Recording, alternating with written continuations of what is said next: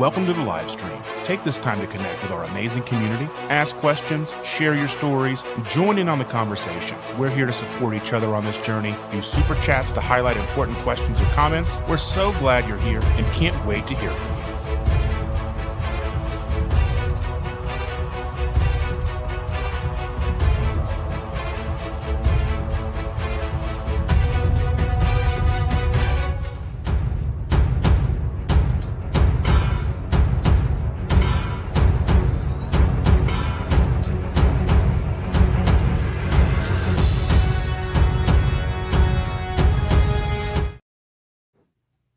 Good evening and welcome to episode number 3 of the Keto Crusade. My name is Dustin and I'm joined by Chris Cook in Nashville and Victor from Southern Keto. Good evening, gentlemen. How are we doing? Man, I am great. Hope you are. I'm doing wonderful, guys. Yeah, having a good time, just living fine and fancy free in a keto and carnivore world. Footloose and fancy free. That's right. All right. All right. So tonight, one of the things that we are wanting to touch on here is the fact that I see, and Chris brought this to my attention as well, and I'm sure you've seen this, Victor, but the idea that a lot of influencers sort of kind of, whether they're ignoring it or they don't realize it or they didn't come from where some of us have come from, like with food addiction, but they kind of leave addiction out of the equation. And I think that's a very important topic for us to touch on, and that's where we'll start tonight. If you want to go ahead and kick things off for us, Chris. Absolutely. So Victor and Dustin and I have been talking a lot about this kind of stuff lately. Ash and I actually did a live stream about this. This has just really been on my mind. It's been on Ash's mind. And, I first of all, I'm very just fortunate, very blessed to have not only the community I have, but specifically to have Dustin and Victor be such great sounding boards and just a place where we can rely on each other because, I come from a place of food addiction. I know Dustin has talked about this. And, I think a lot of us, even if maybe they aren't binge eaters, a lot of us can have these kind of addictive issues with food, especially, the sugar and the processed junk with the chemicals and the food dyes and like all this crazy stuff that we've all gotten so used to eating. And I really struggle with that kind of stuff or really did struggle with that kind of stuff before finding keto and carnivore. And I was talking with Victor and with Dustin about this because, sometimes you get people that come in the comment section and they think themselves, I guess, experts on these subject matters, and they tell you what you should be doing and what other people should be doing. And there was one incident in particular that really honestly got under my skin. It really bothered me, not because of what was being said to me, but because the person saying it was talking about how they are treating their family, who, as what they were describing in this, are all very addicted to standard American diet foods, carbohydrates, sugars, processed junk, MSGs, preservatives, food dyes, like all of these things that are in their diet every day. And their approach to handling this was to just constantly harass their family members about this. And they said, I'm overweight and I'm an old person who has struggled with my health and my weight and all of these things. And I'm constantly harassing my younger family members. And their method of expressing this to me was, one, to tell me that the things that, like we're doing here in the community, like Victor's recipes, my recipes, Dustin looking for like those keto products that it's like, hey, these we actually know have good things in them, like all the different tools the three of us have our different approaches to coming up with for you guys, that was wrong. And that you basically need to discipline yourself and just get over all these issues. And I discussed with them how this is not an appropriate way to handle someone who has an addiction. And although I don't necessarily struggle with any of those things myself anymore, I avoid going back into doing that kind of stuff because that addiction for my food issues is still there. I just keep it under control now. I explained, like, this is not an appropriate way to do this. And I see a lot of people, very dogmatic people in various parts of the communities of keto and carnivore, that treat people this way.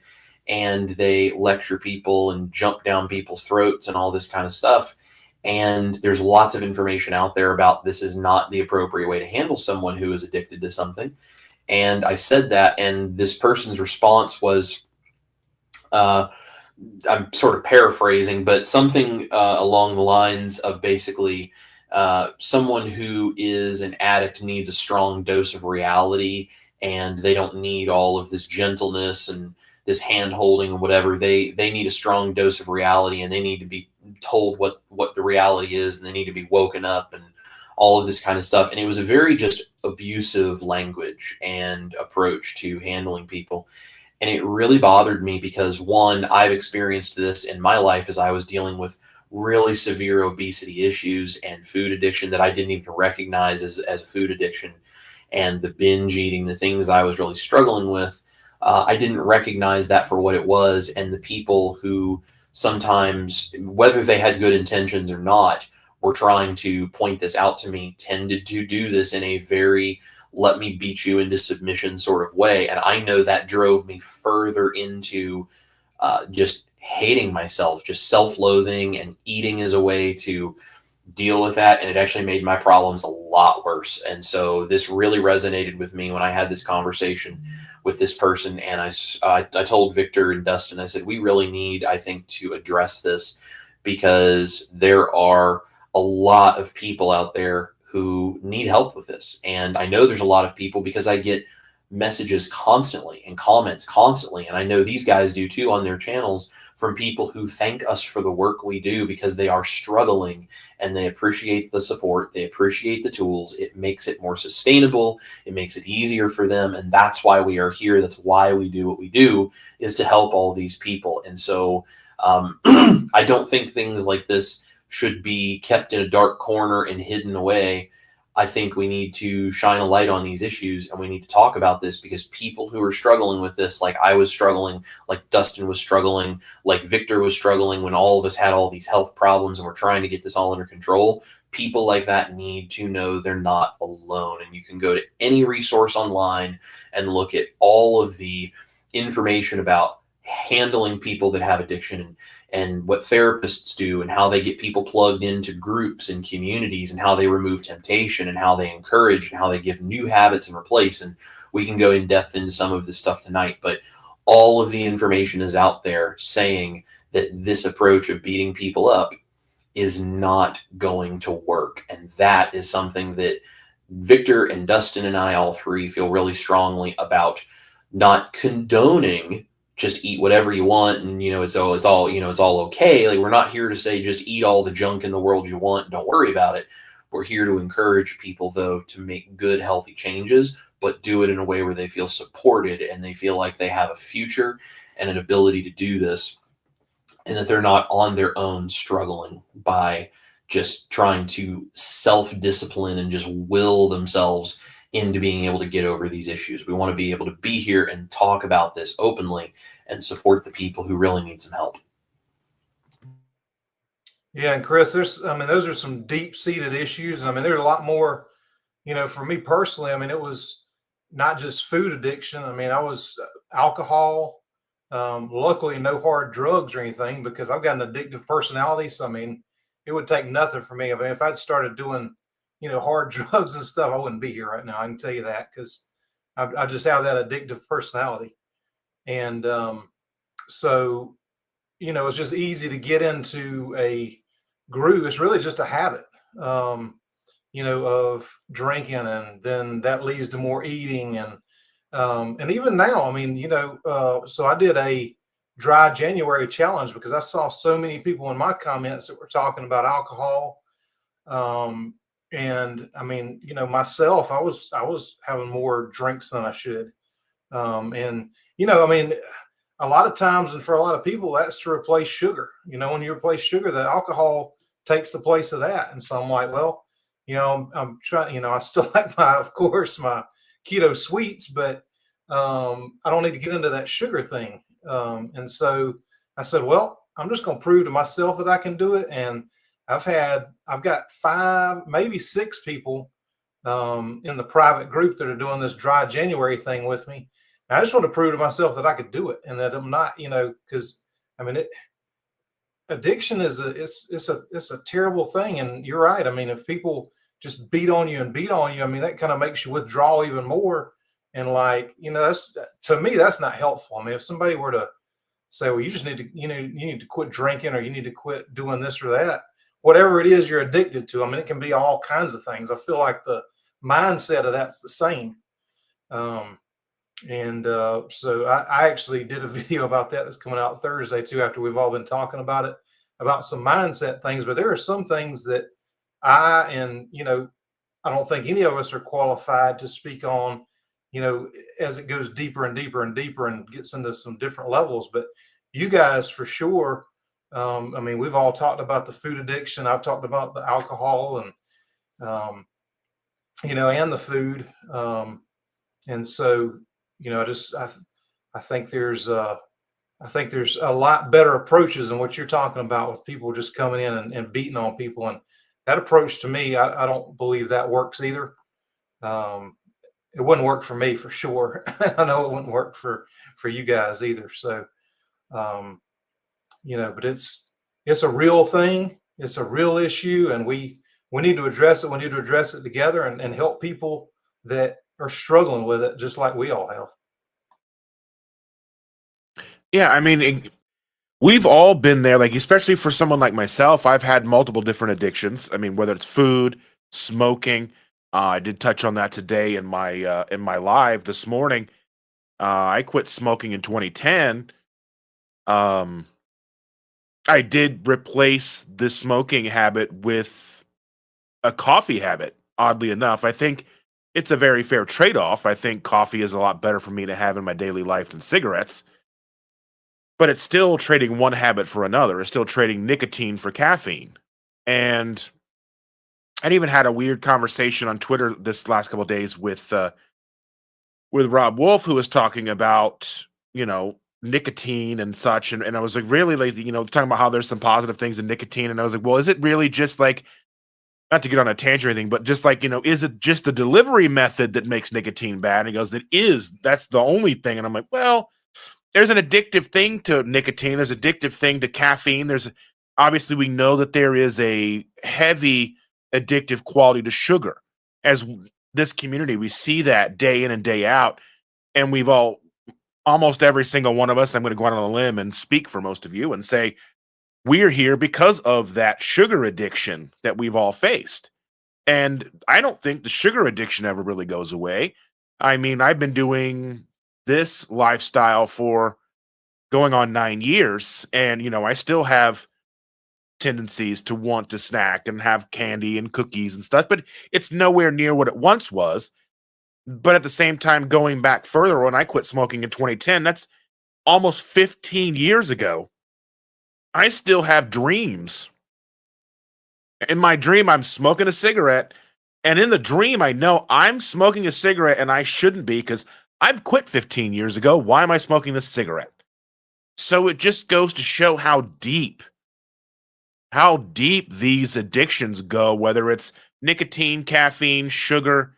And I think for someone like myself, I had, Victor's talking about his no drinking January. I think that's very commendable. I think we could all do with that. I don't drink very much anymore. I have a lot of reasons for that. I mean, I did go through a period of time when we were going to the bars on the weekends and hanging out with friends and trying to meet girls, and the things you do as a young man. And luckily, I never let it be an issue for me. Whereas my father, my grandfather, my stepfather, like, I think my grandfather on my father's side, it was like my grandfather on my mother's side, were all alcoholics. So there's definitely that predisposition for someone like myself to fall into that trap. I mean, as we see, I was food addicted, severely food addicted for a very long time. I got to well over 400 pounds. You don't get to be 400 pounds unless there's an addiction component. And I think you can be belittled, berated, all of the things that do come with a time of being big. people think they're trying to help you. Most people aren't malicious when they're coming at you. They're usually coming from a place of concern, but it always falls so wrong because I don't know if there's a right way to go. Well, you're getting pretty plump there, bud. You know what I mean? Like, you need to back off some, or you shouldn't be. Are you sure you should have that serving of ice cream? And, as somebody, I knew I was getting big. I knew I started buying 5X t-shirts and 50-inch pants. I knew I was big. It was no secret, but I wasn't ready to face it. And no matter what you would come at me, I'm still not ready to face it. We all have those issues in our lives, whether it's an addiction issue or, relationship issues. There's all kinds of issues in our lives that we're not ready to face, regardless of how much it's hitting us right in the face. So I think it is something that we should be concerning ourselves with and watching out for and helping our community and with the things that we see, because we do know that there are influencers and there are people in our community, whether they're PhDs, MDs, whatever, that tend to have a bullying personality, and we see pushback. There's some creators that push back on them in a public manner that are much larger in, I don't know if I could say, like, not stature, but I mean respected in the community for what they do or where they graduated. I'm not trying to name names here, but that it doesn't matter if you have an MD or a PhD next to your name. If you're being a jerk, you're being a jerk. And we need to do better. Because one of the things that I talk to these guys about all the time, even probably yesterday, we've got a lot of people to help.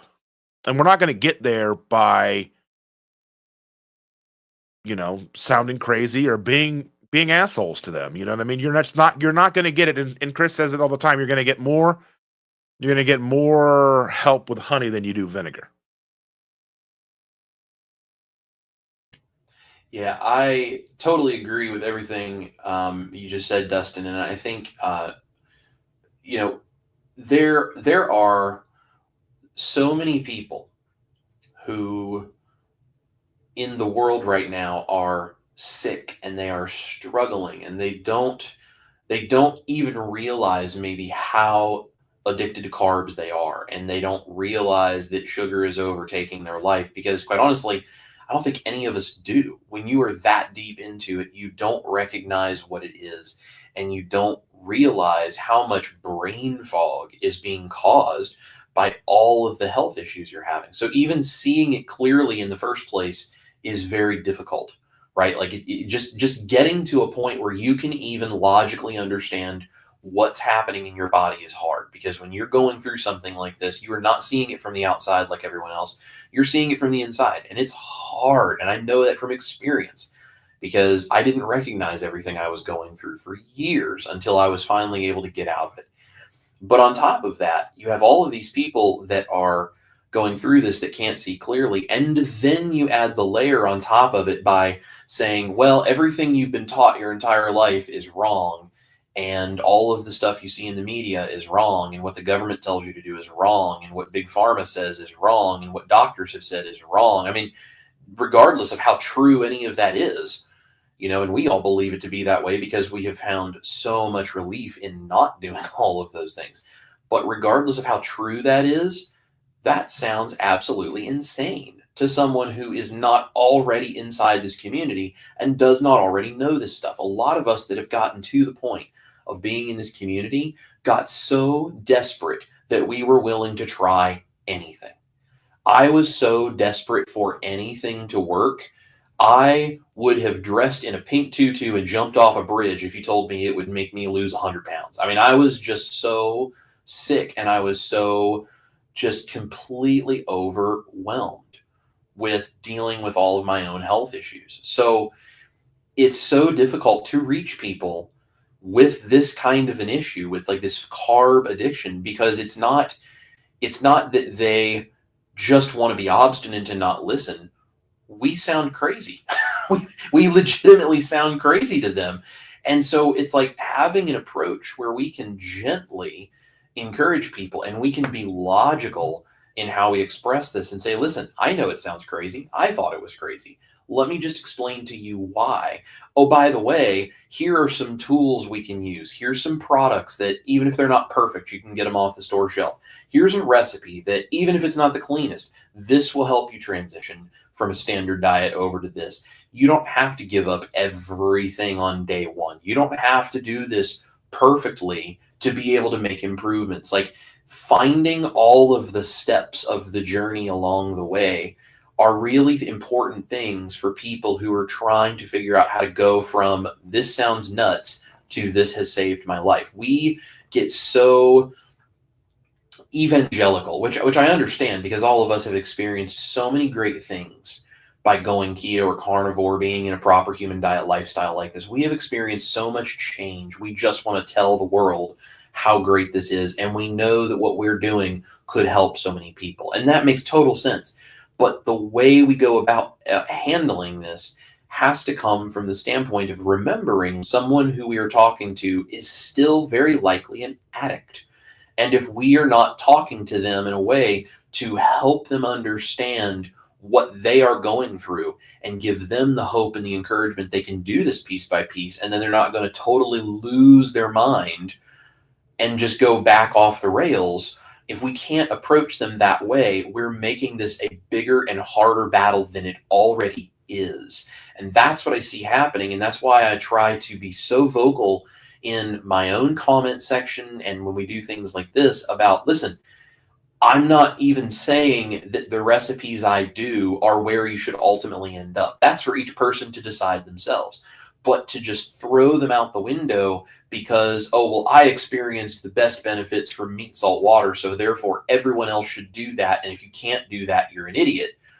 That's the kind of the approach that I'm hearing from time to time. And I understand there are some people that need that. There are people like Michaela Peterson and Jordan Peterson. They are great examples of people who do their absolute best with meat, salt, water, because they have severe health problems that come up when they go even slightly off track. Michaela Peterson had joints replaced by the time she was a teenager because she was struggling with arthritis, with youth arthritis so bad because of autoimmune issues. That's why she does beef, salt, and water. And she is someone who, yes, absolutely needs that. But there are people out there, and there's a lot of people out there who could benefit from a keto diet or carnivore diet. And if you tell them that they're never going to have any of this stuff again, they have to do it perfect from day one, they can't use any recipes, they need to just eat their meat and get over it. If you tell them that, they're never even going to consider trying it because it sounds crazy. It sounds completely out of left field. Like, why would I listen to this nut job on the internet who just says you should eat steaks and everything is going to be fine? Because it sounds so crazy. And when you are in a position of being addicted to carbs, and then you're trying to get beyond the subconscious pull that has, and then someone takes away even the very thought of tools that might be able to get you further down that path to get away from that biochemical, physiological addiction that's going on in your body. Well, now all those tools are gone. So, okay, well, then why should I even try? Because if I can't do anything and I can't enjoy anything I do, what does it even matter? And that's a very easy place for someone who is that addicted for their mind to go. Ask me how I know, right? I struggled through this stuff, and I know a lot of other people do too. I get the messages all the time. People telling me, you, by doing these recipes, gave me whatever, right? List off a recipe, and that's a tool that has made this sustainable for me, and now I'm able to do this. And those are the kinds of things. And it's not always a recipe. Maybe it's a community. Maybe it's just being able to have their coffee. Maybe it's, I don't know, it's different for every person. And we have to figure out what helps us feel stable and sustained in this. But having tools and having just the common sense to approach this as an N=1 experiment, step by step, do a little better tomorrow than you did today, and keep working for ever better progress without beating yourself up or without beating each other up along the way. That's the thing that starts to turn the tide, that starts to give us the ability to reach out and not just have 100 people on a live stream, not just 1,000 people, 10,000, 100,000. Like, why is it on YouTube you can have channels that have 50 million subscribers? Why is that not possible for keto and carnivore? Why could we not get there? It's going to take time. It's going to take a lot of work. It's going to take a lot of us reaching out to our neighbors and our friends kindly and trying to slowly and gently make those encouraging changes and setting examples and just being there for people and supporting people. But we don't need to dream so small as to think, well, this is just about me and my health today, and I'm good, so I'm going to yell at everyone else about how they're dumb for not doing it the way I do it. We don't stop our thinking there. We think, how do we change the world? How do we go a little bit at a time and reach more people and turn this 3 channels that we have doing Keto Crusade? How do we turn this into thousands upon thousands upon thousands of people out there representing this idea of Keto Crusade and changing the world in an organic level that none of us as YouTubers could ever get to? Like, we create this image, this brand, this landing place for all of these people. But by being a supportive group and by trying to inspire other people, what we're really doing is planting seeds that we can then hope go out and filter out into the world around us. And it's this idea of seeing this as an addiction that people have and figuring out how can we support people, give them tools, give them community, give them a place where when they're struggling, it's okay for them to say, I'm struggling, someone please help. Can someone encourage me and give me some tips that I can use to try to fight this thing and not feel like I'm alone? That's what people need. And that's what we do. That's why all 3 of us are so passionate about doing this. And I think we shouldn't be thinking about the 100 people who tune into a live stream as the people we're trying to reach. I think all of us here should be thinking about, okay, well, there's 1 million, 10 million, 100 million, 1 billion, 8 billion. I mean, I don't know. How far does this really go as far as people who really need this information? I don't know, but there's millions of sick people who could benefit from this. At the very least, there's millions of people, and we should be trying to reach all of them. And we're just not going to do that unless we realize people need support, they need tools, they need to be treated like they're valuable human beings. They're fighting something, and we're all doing that together. Yeah, and the more the awareness grows, and I mean that's something that we're all trying to do here. I mean, we're all trying to spread this message, and we're all doing different videos, each one of us, and people are sharing those, and the more the word gets out, the more it's going to spread. And then with things like the red dye, getting banned, and just small changes in the food systems, and just small things that go on in the world in general. I mean, it's going to bring awareness to it. And Chris, I think you touched on something really strong. I mean, the comment sections and like your Chris band members group and my private Facebook group, and Dustin, I know your channel too. One person can go in the comments. Somebody's trying to ask an honest question. How can I do this? And somebody just slams them, just beats them up. And they may be gone before I can even see the comment. And that's why it's so important to me to monitor my comments and read every comment. And if it's, I got into it with somebody in my private group. She ended up leaving because I asked her a question about, and it was about net carbs and total carbs. And she said, well, I'll only do net carbs. I said, why? And she's like, well, blah, blah, blah, blah, blah. I'm like, okay, the answer I was like, I've tested this on myself. This is what I need for myself, because everybody's different. There's no definitive answer on that. Look, net carbs works fine for me. 40 net carbs a day works fine for me. Up to 50 net carbs a day works fine for me. 20 total carbs might work good for somebody else. But that's what I'm trying, that's what I'm passionate about trying to do, is get people to take hold of your own health. Don't trust me, to be in control of your health. Trust yourself. Test yourself. See what works for you. And like I say, I'm trying my best on the comments to make sure that if somebody really needs help, that I'm able to give them help, and that we build a supportive community on my channel. I know Chris and Dustin both. I mean, we all need to support each other so this message can grow. Because if somebody leaves one comment that's legitimately interested in trying this, somebody beats them right up. They're like, well, this is crazy. I don't want to be a part of this community. I'll just do something totally different. And, you just totally lose the person that could have been greatly helped by this. So I'm trying to learn, the right way to do it, because I come off a bit of a smart ass at times. And, I get, kind of like get set off like that. So I'm trying to just step back and, little zen, step back before I respond. But yeah, exactly. And so I'm trying to approach it a little bit. I'm trying to improve myself too. And so, but yeah, I mean, we can all spread this message. And Dustin, I know you said that we got some questions and things like that. So I'm gonna shut up for just a minute so you can do that. Yeah, I just wanted to touch on something so one thing we have to do is we do have to ensure that we're doing the right thing by ourselves first. It's like when you're on an airplane. What's one of the main things they tell you when you're on an airplane? Put the oxygen on yourself before you help someone else. We've already started getting our houses in order. We've already put the oxygen mask on ourselves. We're on a journey, whether it's carnivore, keto, ketovore, lion, whatever. We are all in this, and we're already starting. So almost every single person in here today is working on themselves, whether they're day 1 or year 15. It doesn't matter. But it takes a village. It takes a community. And what Chris said is correct. We've got an unlimited number of people, more people than the three of us could ever imagine overseeing, touching.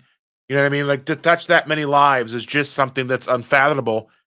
And every once in a while I'll come across a live stream, not necessarily, it won't be in this niche or even about health or in general, it'll be entertainment or whatever. And there's like 15, 16, 17,000 people watching a chat. And I wonder to myself, what is it about that type of entertainment that draws in the crowds and something like us that doesn't? And I think realistically, it's not that we can't, because we can see someone like Dr. Barry pulling in 5, 6, 7,000 people watching. And I think if he can do it, we can do it. And, eventually we'll probably have him on here as a guest. Don't know a timeline of that, but it's inevitable, I imagine. But, I just think as a community, we owe it to ourselves to make sure we're taking care of us, because we have to find out what works for us. Because the better in tune we are with us and the things that we've gone through, the things that we've tried, the trial, the error, the failure, the successes, is only going to make us more knowledgeable to be able to help the next person who comes through that door. Because day 1, we didn't know anything. Day 1, I didn't know what a carb was. I'm looking at individual labels. Go, what's a carb? Why? How do I know what is low carb? I didn't know anything, but I had to learn it, and that took a lot of time, a lot of effort. And now I'm here to share my experience, share my knowledge, along with Chris, Victor, everybody in the chat, because almost every single person in this chat is at least knowledgeable in something, maybe something that we don't know about yet. But with that, I want to go ahead and touch on some of the things that we have ready to go here. So now it doesn't unfortunately tell me who the member belongs to, but I think we've figured it out. Sheila is a new member, I believe. Is that yours, Chris? Way to boomer it, Chris. It's okay. All right. Yes, I believe Sheila is from mine, if I do recall correctly. Fantastic. Well, thank you, Sheila, so very much for becoming a member on Chris's channel. That does help him tremendously. It helps us. Every bit helps. The more Chris grows, the more Victor grows, the more I grow, the better the community becomes. And then we have Sandra Kennedy. She is also a new member, and I believe she's on your side. Is that right, Victor? I believe so. I see it. I think she is. So I know Sandra. So hopefully so. That'll be awesome. I appreciate the support, or appreciate you supporting Chris if you support Chris or Dustin. Perfect. Yeah. I know it's Dustin, not mine because it has the little thing on it. It's not mine, but that's okay. And we have a super chat here for $4.99 for Jeffrey Cox. It looks like this is directed at you, Chris, if you want to take that one. Absolutely. Yeah. So Jeff is awesome. And he's messaged me a couple of different times about this kind of stuff, but this is a really good example of exactly what I'm talking about. Thank you. Continuing to win over my family with Ritz Crackers today instead of the sad grandpa from last week. And that's the guy that we were talking about who was just, beating up his family. So it's a great example here. So Jeff actually does not eat a lot of like these like recipe type stuff. Like he's very strict because he needs to be. But he uses recipes like this to show his family, like, listen, I may be super strict. You don't necessarily have to be, but look at these amazing things you could eat and look at the possibilities of how you could impact your health and your life. And so this is a great example right here of encouragement and gentleness and loving the people that are around you and using the tools to try to encourage them. And maybe one of them or all of them will eventually say, maybe we should be trying super, super strict carnivore or whatever, like Jeff does. Maybe we'll get even more benefits. That's fine. But once we get them into the actual community, get people dipping their toe in the pool, that's when they can sort of start getting a little bit interested in maybe jumping off that diving board into the deep end.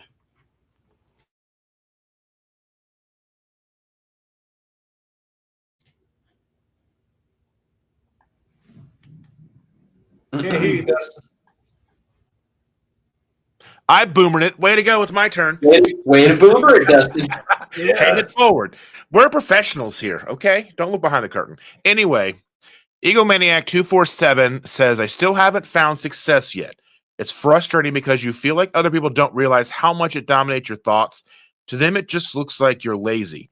And I understand this 100% because as a creator, I have been doing the ketogenic lifestyle since 2016. I've only been a creator really since 2020, 2021. But if you've been doing keto as long as me and you're still a big guy like me, people will look at you and go, well, you've been doing it. Must have been doing it wrong. But that's not necessarily the case. My journey is just different from yours. And I understand, that is definitely a way that I feel myself. And I definitely feel the same way as this is. I feel that people may look at me and go, well, how come you haven't lost all your weight yet? You were 9 years in, or you're on your way to 9 years in. Yeah. Egomaniac, you can go watch my Tuesday night live stream from this past week. I do a Tuesday live stream every week. I'm actually not doing one this week because Dustin and I could tell you more about why later. But most weeks I do a Tuesday night live cooking show. This past week, I had someone come on the channel in the live chat and basically essentially say that I was not really doing carnivore or keto or any of these things, that I was lying about what I was doing because I've been doing this for, quote, years and I still have a gut. And there's so many deep layers of just ignorance that come from a comment like that. But, I've lost 130 pounds. I have healed all these health issues. I'm still in the middle of my journey. And so if you say I still haven't found success, you haven't found success according to other people's judgmental outlook sometimes. But that doesn't mean that you haven't found success, because we don't know what's going on in your own mind, in your own life, where your resolve is, what's going on with your health. There are so many ways you can succeed that people on the outside may or may not see that. So you are not alone in this. If you feel like you are not succeeding enough to live up to someone's expectations or any of those things, you're not alone. And we totally understand. We've got your back. And if you're trying and you get up every day and you keep trying to take one step forward, you are absolutely succeeding.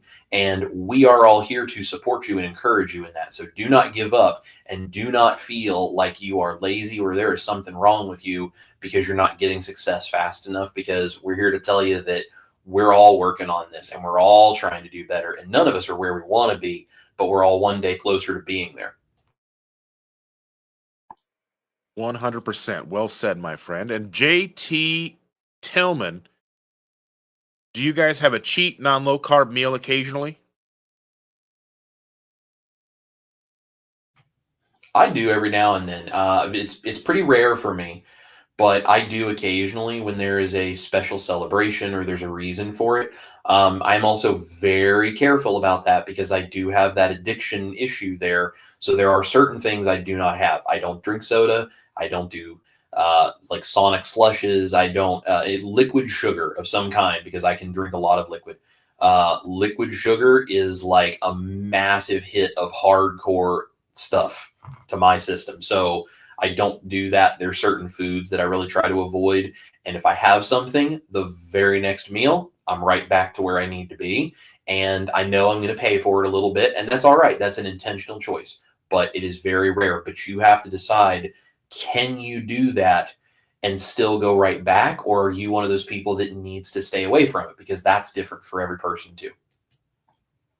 Yep, I'm with you on that. And that's, something you really, I mean, for me, that's the reason I make a lot of the stuff I make is so I can have a lot of the cheat stuff that I love to have all the time and it'd be a lot healthier. But like around the holidays, we went down and visited my sister-in-law, and my niece is in culinary school, and she made a cheesecake that took her, she spent a couple of days working on this and trying to test it and perfect it and all that. I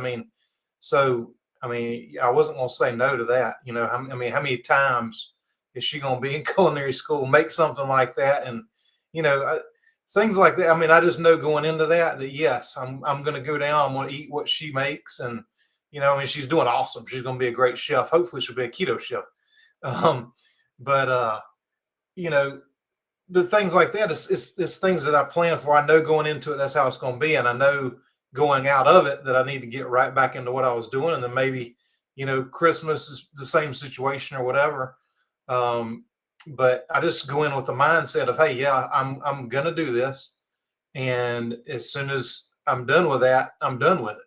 And if that addiction is an issue to where I can't do that, then I'm not going to cheat. So that's, again, one of the individual things that you just have to know about yourself is if a piece of cheesecake is going to send you off the rails to where if you've been doing it for, a couple months, couple years or whatever it is, and it's going to take away all the progress that you've worked so hard to gain, don't do it. But if you can go right back on track, then, obviously it's going to kick you out of ketosis. It's going to take you a little bit of time. If you're in ketosis, it's going to take you a little bit of time to get back into it. So just know that going in. But so yeah, I do around special occasions too. I usually typically, October, November, December, here and there. I don't really do a whole lot outside of that myself. Yeah, and I just wanted to just kind of talk about, that's something that we plan for as a family sometimes, depending on its birthdays. We've got 3 kids, a grandkid. So, there's opportunities for us to go out to dinner for birthdays, celebrations, whatever it is. But we are in a place, like I said, we're 9 years into this. A lot of trial and error. For the first year or two, I don't think we really had much of a cheat outside of a few things that were like inadvertent. Like we just didn't know. Like talking about the slushes, going to Sonic. We were excited because Sonic had 0 sugar slushes. So we loaded up the car, went and got them, got back. We're sitting there just having a good old time drinking them. We're like, this tastes awful sweet. To find out that while the flavoring that they added to the slush was sugar-free, the slush base was not sugar-free. So it's a learning curve. So, that was a cheat meal, but it wasn't intentional. We thought we were doing the right thing, and we've done that a lot. But if we go out to dinner, or if we have dinner here, or whatever the case is, and it's like on-plan, off-plan type thing, like a planned event, then we make sure to send home whatever it is with the kids, or we go out to dinner. We don't bring home the leftovers. I'm not saying we're 100% perfect with that because, we still make mistakes. We still have addiction issues just like the next person. So we do what we have with the information we have. And I think that's the best we can do, but that comes with the price. The price of learning and taking the time to understand yourself. I think that's paramount because if you're trying to go through this journey and you haven't taken the time to kind of get to know who you are on the inside, to kind of reflect on how you feel when something happens. Like for me, I had a stressful time at the grocery store one night. Won't go too specific just for time, but it was stressful. Walked out, was loading the groceries into the car, and I'm upset about what happened in the grocery store. And I see there's a McDonald's in the parking lot, and I'm thinking to myself, you know what? I'd probably feel a lot better if I just went through that drive-through and got myself some chicken nuggets and some French fries and I love Coke Zero anyway, but I would have got a Coke Zero and I would have had a good time when I got home. But I reached out to the wife and I said, "Hey, this is how I'm feeling. This is why." And she goes, "Well, you know that that's going to be short-lived. You're not going to really feel better having done that." And she was right. But I was able to kind of understand being stressed, put into a situation where something that I used to really like is right in front of my face, but I also have the power to reach out to somebody and go, "Hey, I need help. This is what I'm feeling." But I also have to take to heart that me being stressed out was a major player in me wanting to do that. So, I have a tendency to eat my feelings, so I have to be careful and mindful of that. And there are times where I think, it might be a little, and I'm never giving anybody permission to do something that they shouldn't be doing. But, we're all going to be faced with circumstances in our lives that eating your feelings is probably a lot better than doing something else. And, and I found that about myself too. So, I just want to let everybody know that, yes, all of us are going to have cheat meals, and we're going to hear influencers and people say, "Well, I never do a cheat meal. I never have this." And you can take them at face value. I'm a little skeptical, but, just understand that even if your favorite influencer says, "You know what? I never have a cheat meal and you shouldn't either." They don't know you. They don't know your situation. And that's why it's your job to know you and your situation. Basically, to be like a doctor and go, "Is this right for me?" And it looks like we've got a plethora of super chats that have come in. We've got a bunch of questions, statements that I want to get to in a little bit as well. But I also want to make sure that we do touch on these super chats. Caleb's Carnivore Quest says, "Hi, Chris." I'll let you read that if you want, Chris. Absolutely. Just wanted to say thank you for all the recipes and advice. It made carnivore so much more fun and doable. I'm 6 months in now. Caleb, congrats on making it 6 months in. Like, seriously, this is one of those times where it's like, I'm 6 months into carnivore. Who cares if it's not meat, salt, water, super clean carnivore? You are 6 months into something you didn't know if you'd be able to do, and you have found tools to make it successful. That is amazing, and you are amazing. Rock on, my brother, for doing it, and just keep at it. And I'll keep working on the recipes. You keep going at carnivore, and just as you go, you find what works best for you. But thank you so much for being a great example of exactly what we're talking about, and you are doing amazing. Keep it going. 100%. Congratulations, Caleb, on 6 months. That's amazing. That's And we awesome. have a super sticker here. I can't unfortunately see what it is, but it's from Jesus Save Me for $3. We truly appreciate that. I'm not sure if it's coming in on your side, Victor or Chris, and you can maybe tell us what it is. But while we're looking that up, Cindy DeManch has a super chat for $5 for you, Victor. Thank you, Cindy. And Jesus Saves Me, I think, is for me too. So yeah, thank you guys so much. Cindy, I appreciate you having me on that live. That was a lot of fun. And if y'all don't follow Cindy, make sure you check her out. I went through some of her interviews that she's done with people, and she's got some awesome stuff on her channel too. So Cindy, I appreciate you asking me to do that. Might have to do that again sometime. So that was a lot of fun, and I thank you for that. Thank you, Cindy. And it looks like Cindy again for another $5. This one's for Chris. You have made carnivore a little more appealing to me and many others. Well, thank you so much, Cindy. Again, I call myself the gateway drug to carnivore. I've sort of recently kind of come into that sort of identity, right? It's like, I'm not here to be meat, salt, and water. There's plenty of those guys out there that can teach you about it, and they know way more than I do. A lot of them are doctors, and they can give you so much more information on that side of things. I'm a YouTube chef, and I'm a gateway drug to get people who would never consider carnivore to maybe give it a try. So thank you so much, Cindy. We really appreciate and love you. Speaking of Cindy, a third one, Cindy, $5. This one's for me. Thank you so much, Cindy. She says, Dustin, you are okay in my book, even if you do bust my chops all the time. Well, what am I supposed to do? You're the best, Cindy, and we love you so very much. And it looks like we do have a super sticker from JT Tillman for $10. That looks like that is on mine. That is a pair wearing a sweat exercise band around its head, bowing forward and then jumping back up. That's a fantastic one. That's great. I've never seen that one. That's awesome. Thank you, JT. Bears aren't carnivore. But thank you all so very much. I just want to say thank you for everybody. You guys are wonderful. Your support means the world to us. And there are some other comments, statements in here. If we can get back to some of those in a little bit. Was there any more that either one of you wanted to say about this addiction issue, or did you want to move on to something else?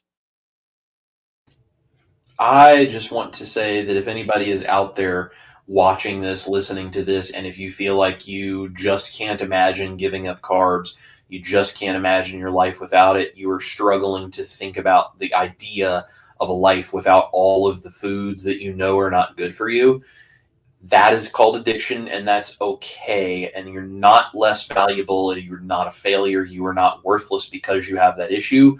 All of us have that issue. Just admit that it's there, be part of the group with the rest of us that has the exact same trouble, and realize you're not going to be perfect at it, but we are here to help you, and we're all fighting this together. So let's just fight it together, and let's not let it rule our lives anymore. Yeah. Pick up a sword and fight with us. Yeah. And you are definitely not alone. Yeah, all of us struggle with that. And, you know, all of us are here. We all look at our comments and everything. And, you know, I'll be glad to help to the best of my ability to what I'm qualified for. I'm not an addiction counselor or therapist. Got a lot of other things that I am good at that I can talk about. But, you know, there's sometimes you need, you know, support and somebody you can talk to, and you know, I can definitely here to listen, you know, anything that you guys might need.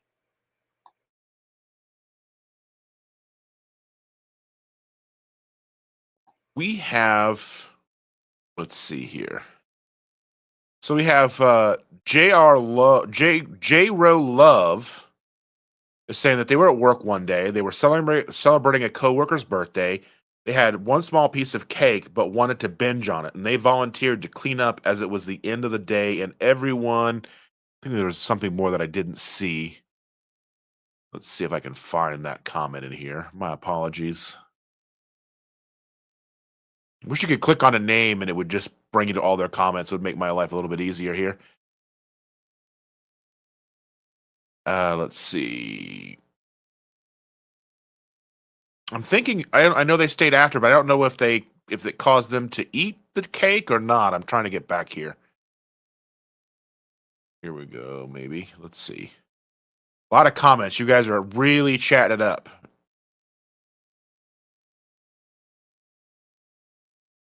Oh my goodness. I know I had seen someone, maybe it was the same person, make a comment about eating cake out of the trash can. Yeah, I think so, yeah. Yeah. So, and I was going to say, whoever that was, whether that was J-Ro or someone else, Kelly Hogan actually did a video about lymphatic massage here in like the last week or two, something like that. And she was talking about her eating cake out of the trash can story. And she was like, and now I know other people out there have it. We're not alone. So, you know, just a good example of like, if you feel like you've done something that you're kind of like, I can't believe I did that. You're not alone. We've all done things like that. Yeah, 100%. Yeah. So it was, and then they also, JT Tillman there. Let's see. Yeah, my goodness. There's all these comments. As soon as I get back, there we go. Okay. So yeah, and then we've got Kathy Ray says that my dad used to be pretty cruel to me and my overweight sister. My brothers didn't have the weight problem when they were young. I love my dad and I miss him, but I can't forget some of that hurt. And I think that's definitely something that I don't necessarily know if I ever got that directly from a family member, but I've had it, definitely from people in school, people were supposedly my friends. And it hurts from them. I could not imagine it coming from, the person that's supposed to love you the most. And yeah, it's definitely difficult. And I can't begin to imagine how that would feel. Absolutely. That's a really difficult thing to deal with, but recognizing it for what it is and being able to step back away from it and separate your value from the experience of those people and realizing they may not have had a good approach, but maybe they had good intentions. It's the best thing we can do. It's hard. So I understand, Kathy. I'm sorry about that, but glad that you're here so we can all support you now. 100%. And we've got Dorinda Brown. My daughter, son-in-law, saw my husband and I lose over 50 pounds. So now they just started carnivore and we didn't even have to say anything. They just saw our results. That is what our ultimate goal for doing this is. To not have to say something to somebody, for them to see our progress, your progress, and then to come to the conclusion, well, maybe I need to do something, and then come to us to help them get started. Yeah, that's awesome. And my stepson and my daughter-in-law just started keto. She's already lost like 26 pounds. He's lost 23 or 24. And they started on January 1st, and they've stuck with it, thankfully. So they'll come by and grab some keto chow every once in a while.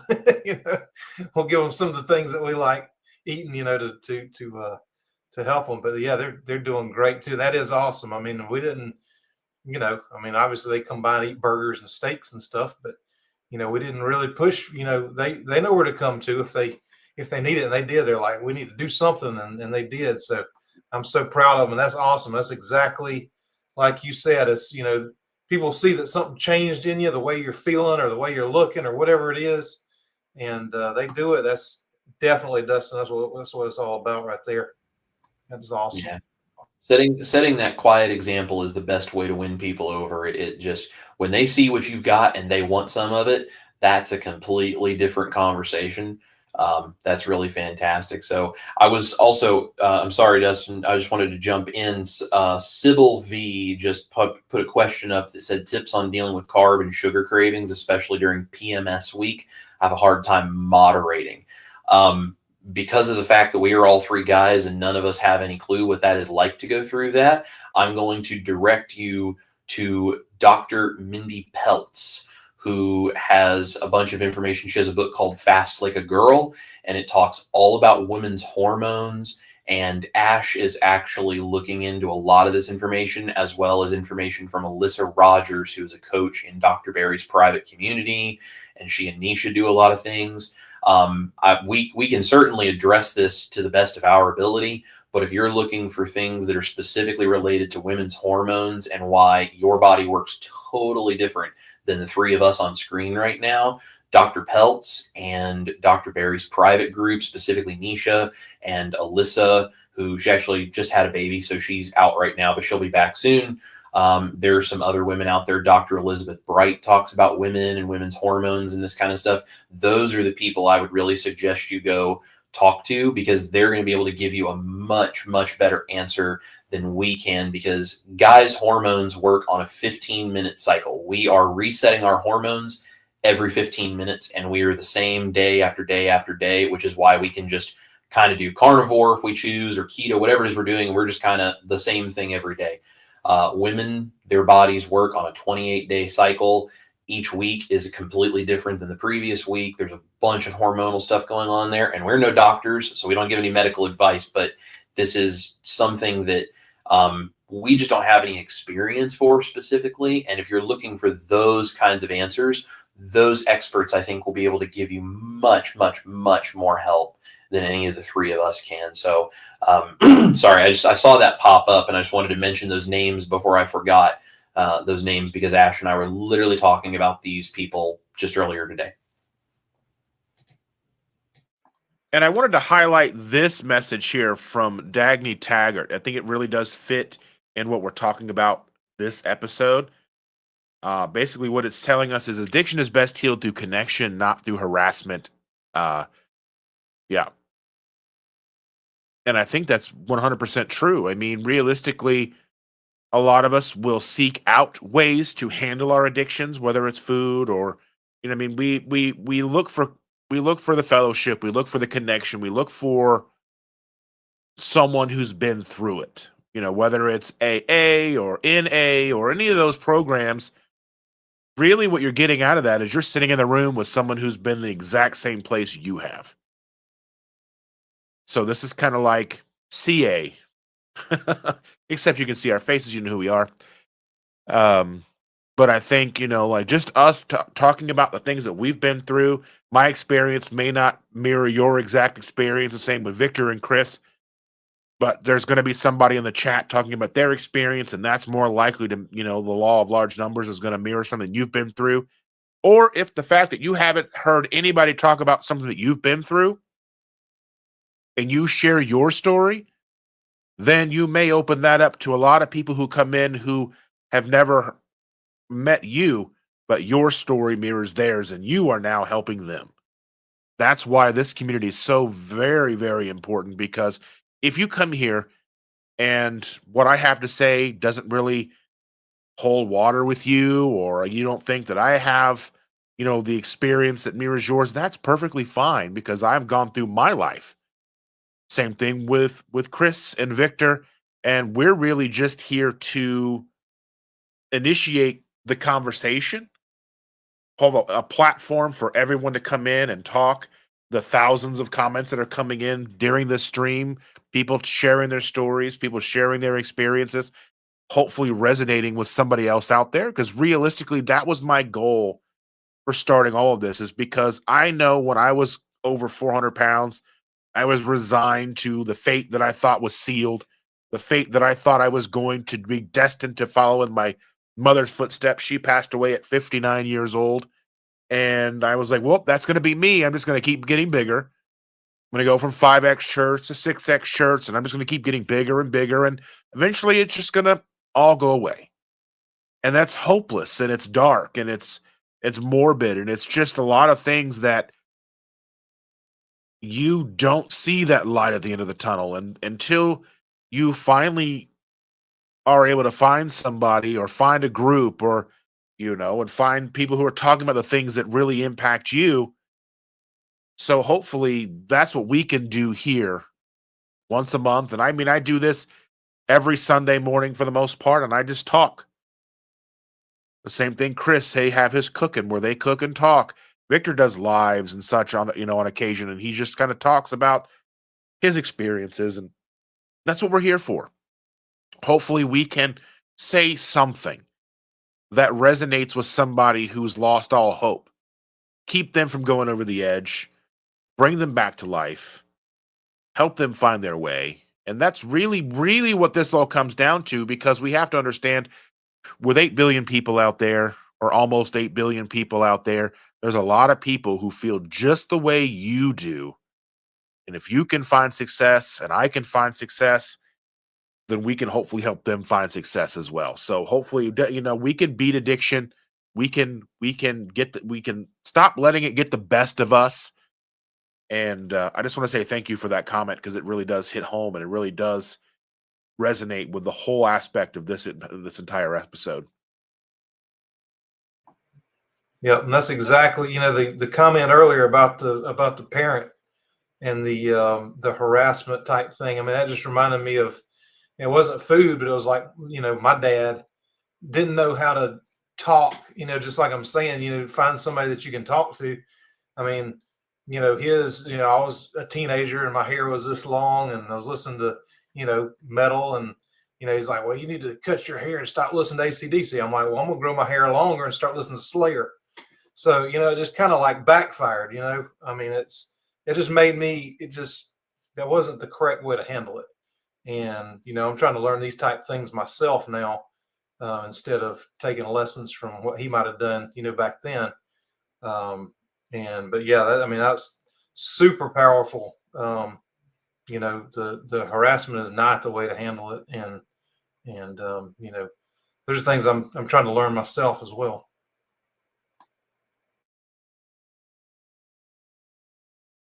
It is very easy to kind of go down that path, to let your ideals of what you think someone else should do cloud your judgment. It really is easy to do that. I mean, I came in as a stepfather or a stepdad, I guess, is not really however your semantics are, but and you just kind of have to come in and learn who they are and understand that you're not going to get you out of your kids, your stepkids, and I don't expect to get me out of any of you.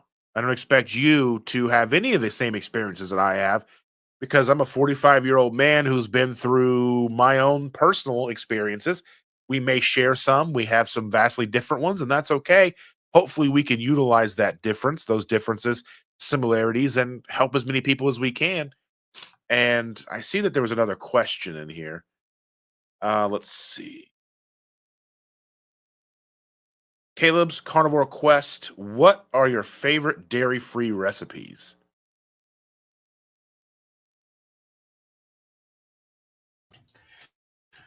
Well, so if you're doing carnivore, the thing that's difficult with dairy-free is you're basically left with meat and eggs, and it can be real tough to do a recipe without meat and eggs if you're sticking to the carnivore thing. Now, if you do keto, there's a lot of things that are dairy-free that you can kind of work with, but when you go into the animal world and then you pull out the dairy as well, it's tough.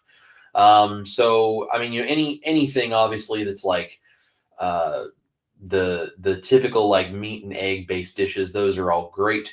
I have a dairy-free gravy that's made out of bone broth. I really like that. That's a lot of fun if you're doing like meat and you're trying to just jazz it up a little bit. You just want a little bit of something, or maybe it's a meat that's a little bit of a drier cut, or things that aren't quite as enjoyable. Like, you can make my dairy-free gravy. It's made out of bone broth. It's on my bone broth video on my channel. If you watch that video, I show you how I make the bone broth and then how I turn it into gravy, and it's bone broth and gelatin, and it's not using any kind of a gravy or any kind of a dairy to make it a thick gravy. So that's probably one that I would say is like my go-to. You can also do things like eggs that you can bake in muffin cups. You can do like little egg bite type things, and you can leave the dairy out of those. They are, more scrambled eggy, so it's a little less like a recipe and more like a baked egg. But there's a few things like that. I won't lie, it's hard if you're going to also do totally dairy-free. I mean, limiting dairy is one thing, but doing totally dairy-free and doing carnivore and doing recipes, all three at the same time, it comes with a really big challenge. So I'm working to try to do some more dairy-free stuff, but it's the further you limit those ingredients, the harder it gets to come up with anything that doesn't just taste like the meat and eggs. But yeah, that gravy is a really good one. That's my go-to for dairy-free, specifically with carnivore. Yeah, Chris, you're the perfect person to answer that question, because I've been scrolling through all my videos here. And I'm back to like October, and I don't think I've found one yet that doesn't have some sort of dairy in it. So even the drink video, because I did eggnog, that's even got dairy in it. So there was apple cider in there. But yeah, I'm with you. I mean, kind of like steak and eggs for me is like that's a go-to, or even like hamburger patties and eggs. So just like we talk about the quick and easy stuff. That ain't much better than steak and eggs. So that'd be my favorite. I wouldn't call it a recipe, but it sure is good. Or bacon. Just bacon. Just bacon and burgers and eggs. I don't know. Dairy-free wouldn't fly in my house because we have to have the cream in our coffee. And I know that's a cop-out, but it is true. Here's another very important question. Renee is asking, who do you guys lean on? Each other? How do you do this if your spouse wasn't on board and you need support? Yeah, this is a really great question. And to be honest with you, Renee, this is a more common question than you might even realize. So, number one, don't feel alone if this is something you're going through. Um, I am a very blessed man in the fact that my wife is very supportive, and from the very beginning of this, she's kind of done this alongside of me. And I know that's a huge blessing because not everybody has that. And in fact, a lot of people don't have that. So, who we lean on is the other members of this community. Dustin does live streams, Victor does live streams, I do live streams, and you will see names consistently across all three of our live streams that are core members of this community. They all love each other, they all support each other, they love and support us. And when we are really having a hard time, when we need some encouragement, when we need people in our corner, those are the people we go to. I also have on my channel that we're streaming on here, I have linked in my description box the private community that I have set up, and that's the reason I set that up. So if you need even more direct interaction with members than you can get in YouTube comment sections, you are welcome to check out maybe trying that private community if you want. Dustin and Victor are both over there. I have them in the private community with me. We do, extra recipes, and there's behind the scenes and all that kind of fun stuff related to what I do with Chris Cooking Nashville. But there's also there's a members recipe page where members are putting their own things in there, what they're doing with my recipes, their favorite recipes, what they're cooking. I'm going to set up, there's a members feed where you can just go in and post. You can ask people for help. I'm going to set up a space in there where you can go and just ask for support and ask for ideas if you're struggling. We had a lady who was in there who was really struggling just hormonally as she's getting older and things are changing in her body, and she was asking for help. And all these people jumped into the comments to give her ideas and thoughts and support and stuff. And that's invaluable. So whether it's that group, whether it's the YouTube comment section of any of our live streams or our videos, if it's somewhere else you find here, like in the keto and carnivore community, you find this massive low carb family, and you just learn to open up about what you're dealing with, because you're going to find out you're not alone, and a lot of other people have or are currently dealing with those kinds of issues, and they have tips and tricks and things, and they can support and encourage you. And that's why Victor and Dustin and I do this, because we want to be here to support and encourage you as well. And then who knows, maybe if you get all of these amazing changes going on in your life and you're stable and you're happy, maybe the hubs starts to come along and says, something's really different here. Maybe I should try this too. Yep, that's exactly what I was going to say about that. Is like we were talking about earlier about being the example. And, I get a ton of comments about, from women that their husband doesn't like doing keto or doesn't want to do keto or whatever it is, but I gave him a piece of this and he absolutely loved it and didn't even know it was keto. And little things like that, if you make like a sweet treat or something like that, or, whatever the case is, it can be even a great recipe, a soup or something that, that people just wouldn't think of was keto or whatever. A lot of times people think, I'm not going to be able to eat anything if I do this, which isn't true. Even with carnivore, Chris has shown that. You can have mashed potatoes that are carnivore, and when you're talking about I'm not clean carnivore, that to me is as clean. What's not clean about egg whites? And, it's just the mindset has got to change in a lot of cases. And, I got a video coming out Thursday. I'd love for you to watch it if you're not on my channel, but it's 4 mindset hacks to help you succeed on keto. And one of those things is having community support. And, Chris's group, my private Facebook group, we've got, like Chris said, we've got a ton of people in there. Donna's always in there trying to help out people. She's a type 2 diabetic. I've got Carolyn in there that goes through a lot of things, and, people just genuinely help each other. And a lot of times if you go into comment sections of some people on YouTube or whatever, it's just awful. People are just bashing each other and everything like that. And that's why I try so hard to just stay on top of mine to make sure it doesn't happen, because I don't want anybody to be, led away from the lifestyle that could change their life because somebody says something, off the wall to them that's not even true. And then there's local like meetups on there. Dustin does meetups in his area. Just getting with like-minded people that are doing the same thing you're doing. Maybe somebody at work notices something that you're doing and like, oh, what are you doing? It's setting that example and just finding people. They're all over the place, but they may not let you know they're all over the place. But there's a lot of local groups like that, a lot of Facebook groups. Just like I say on my video on Thursday, just go into one of those groups. If you're in it, read through the first few comments and see if it's going to be something negative or if it's going to be something that's going to serve you, and plug into something like that. I mean, the support is fantastic if you find the right groups. 100%. Even if you can't find a group, it depends on where you live. You can start your own group. You can start your own meetups. You can start looking for people who are willing to help you. I found that this community is willing to drop what they're doing, drive 3.5 hours to come to a restaurant in my town and have dinner with me for an hour. I find it difficult to get some of my own friends, and life gets in the way and people get busy, but you'll have friends who won't drive 20 minutes across town to have dinner with you, but some of these community members will drive from middle of nowhere, Ohio, Kentucky. They come from Wisconsin, they come from Michigan, they live in, because I'm in central Indiana, I'm going down tomorrow down to Nashville, Tennessee to hang out with Chris. And we're getting together on Tuesday with Dr. Barry and Nisha and Amanda Decker. So really, once you find us, you're in it.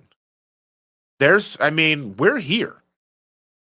We're here almost like clockwork. I'm not doing a Tuesday live this week like normal, but I'm going to be in Dixon, Tennessee at that time at a Q&A. But Shannon and I may do our Tuesday live on Wednesday night, depending on when I get home. It just depends. There's a 5-hour drive time change, and I want to visit a friend who's dealing with cancer, and just want to you try to make the best of everything and make sure you do as much as you can. But there's so many amazing people, and I'll never forget at Ketopalooza 23. It was really solidified to me, and I'm sure she's in here. I think I've seen her in here. Evelyn. She said she got up on the microphone on Ketopalooza 2023 and said that she's felt so alone. And now that she's met those people or met us at KPL, she didn't feel alone anymore.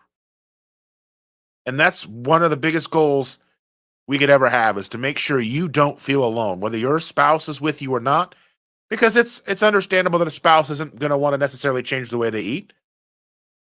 And that's okay. And we're here. And I just want to make sure that everybody in this chat, anybody watching this 10 minutes from when it's over, 2 weeks from when it's over, if you can find us, we're going to be there for you. 100%. Because we need it. I need you to be there. Chris needs you to be there. Victor needs you to be there. And, everybody else in this community needs you to be there, because there's going to be a day where I need you more than you ever needed me. Just because. That's the nature of being human. It takes a village, but this village needs to grow, and this village needs to collect everybody out there who's alone. Because if we can collect as many people as we can, it's kind of like the Island of Misfit Toys, right? If you don't have somebody out there that's ready and willing to listen and help you, we're here. There's a live almost every hour of the day, 7 days a week, just about. Because people fight over time slots. People get upset over time slots. There's probably people live right now who have no idea that we're live. Talking about very similar things. Keto, carnivore, whatever the case is. So, there's no reason to be alone. You found us, and here we are. You're stuck with us now. Let's see. I know I'm missing loads and loads and loads of comments in here.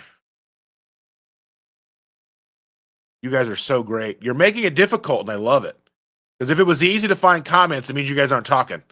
And that's not you guys. You guys talk like I don't know. You guys are in there knitting or something. I don't know, but we'll find you guys here. Let's see.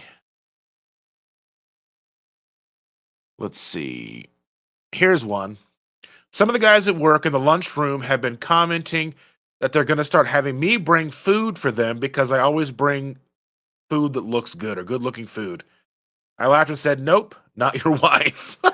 So I take back what I said. We're not here for you. We're here for ourselves. I'm sorry. Not how I thought I was going to go, but, and I was thinking about that. I was thinking about the idea of what do, as a guy, like if you're a female, and predominantly most of the people who watch my channel are female, and I think it might be the same for the other two gentlemen in here with me. If your husband is kind of on the fence about this, just start buying him steaks. Everybody loves steaks. They love hot dogs and steaks, and they love bratwursts, and they love all the things that you could start throwing it together, having them cook on the grill. They won't even realize you're trying to make them healthy. Trick them. Trick them with steak. Yeah, feed them hot dogs and chili every night, burgers without the bun. Yeah, just start feeding burgers and bacon and steak and be like, you know what? Here, let your cholesterol go through the roof and we'll have, I'm kidding, but you know what I mean? Like, just let them think that you're just like, here, babe, I'm giving into what you've always wanted. And their pants fall off. You know what I mean? It's just like, oh, Bob, oh, butter Bob, with the butter makes your pants fall off. Yeah. Let's see. Cheryl says, I think if she could see someone that's type 1 on keto, that would help. So I'm guessing there's some conversation here. There are plenty of people in here that have experience with type 1 diabetes. Cindy DeManch, her husband, the guinea pig, Mr. Bryan himself, is a type 1 diabetic. And they can share their experiences with you as well. And, we are always here to be connected. Let's see. And here I'm getting stuff from Cindy. Yeah, Dustin drives to Nashville and further into Tennessee, but won't come to my house in Kentucky. Okay, now I have to say, Cindy, you have to realize, because Dr. Barry and Nisha are going to be a part of this Q&A that we're going to go to, he's really coming to Tennessee for them. It's not really about me or you or anybody. Dustin's just he's just seeing the chance to be involved in a cool Q&A. So don't take any offense to. I'm more of like, I have to plan and choose my events accordingly. So I have to be very mindful. And I was like, okay, how can I like me getting a chance to go down and film content with Chris and do a Q&A and support Amanda and Dr. Barry. And I was like, I can do all this at one time. I'm going to take advantage of it. If we could get Victor involved and if Cindy would drive down, it would make it all the better. You know what I mean? I have to be very mindful of what I am committing myself to because, I'm very limited when it comes to funds and travel time. And it's just kind of serendipitous that these things are all kind of coalescing together and I can make it down to Tennessee, spend time with Chris and Ash and do the thing with Dr. Barry and he promised me barbecue. So, I mean, there's just things, and he's been texting me. He's like, do you want some of this? He's just been super accommodating. And how can I turn that down? To be fair, Dustin did text me and say, hey, are you considering going to this Q&A because it's not that far from Nashville? And it was really me who was like, yep, I've got an air mattress with your name on it. Get down here and we can film videos and I'm going to cook for you. And so really, I sort of hog-tied him and made him do it. I didn't really give Dustin the option. I think we're going steady now. I don't know what's happening. I got him a Cindy, I don't know. I didn't get an invite either, so I'm with you. No invite far. Oh, I love you guys. Let's see. CNF Female says, Keto Simple. One day when my hubs and I go to Fort Wayne, we would also come to Indy and see you. We are on a keto carnivore dinner all over Indy. That what we can do. We have a keto pizza place right in where I live. And I've taken lots of people there. And I will take you too. Yeah, we have 0 keto places down. Well, I guess every barbecue place can technically be keto, but man, I wish we'd have like a keto pizza shop or anything like that. And it's easy to be like, well, just open one, but the success rate is like negative, which is weird because the pizza place was like a pizza place for a really long time. And I don't think they were doing very well. Not trying to speak out of turn or whatever, but my understanding is from one of their ex-employees that told us they weren't doing so hot until they decided to do this keto stuff. And they were doing it one night a week because they were making it themselves, like coming in at like 5 a.m. to make the pizza crust because it's a fathead dough. It's like one of the only places that I've ever heard of that does fathead dough and doesn't do like a cauliflower crust. Because yeah, there's places you can go and get cauliflower crust, but it's held together with rice flour or whatever. So you're not getting exactly what you think you're getting. But they had this tested, and I mean, it's really good. So I know that some people have had like a blood sugar issue with it. I know that Brian did when he had some. He's type 1. But I've never really felt any adverse effects from it. And I mean, we don't go that often anyway, but it's just nice knowing that it's there because fathead pizza dough is time consuming. And it's nice to just have, steak is expensive. So's the doctor. I mean, medicine's expensive. I think I just look at this and I think, yes, steak is expensive. But we've also, like, my wife and I, we started buying, like, cheaper cuts and cutting them down, kind of like steak, and just put a lot of salt on it. It's good.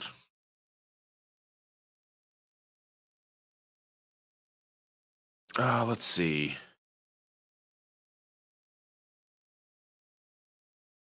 I'm not sure what this is. So Sybil's asking, Mods, do you remember what the host said about female carnivore in response to my question? I didn't hear the whole thing. Yeah, that's Sybil. Yeah, so Dr. Mindy Peltz, as well as Dr. Elizabeth Bright, and Dr. Barry has some info that's really more from Nisha than it is Dr. Barry, because I mean, even Dr. Barry is smart enough when this is a question about women's health and women's hormones with carnivore and these different things. He tends to say, well, medically as a doctor, here's what I know. And then he sits back and he goes, Nisha, would you like to answer this as a woman who actually knows how this works? So getting info from those kinds of experts would be really, really helpful for you. And just understanding all of the different hormone cycles that women's bodies go through totally different than men would be really, really helpful. I believe Ash put in the chats on my channel, which I think is where Sybil was watching. Ash put in the chat the links to like Dr. Peltz and some stuff by Dr. Bright and some different things like that. But those would be the people that I would suggest you go look into their info, because they will be able to answer carnivore and women's hormones questions so much better than any of the three of us are able to.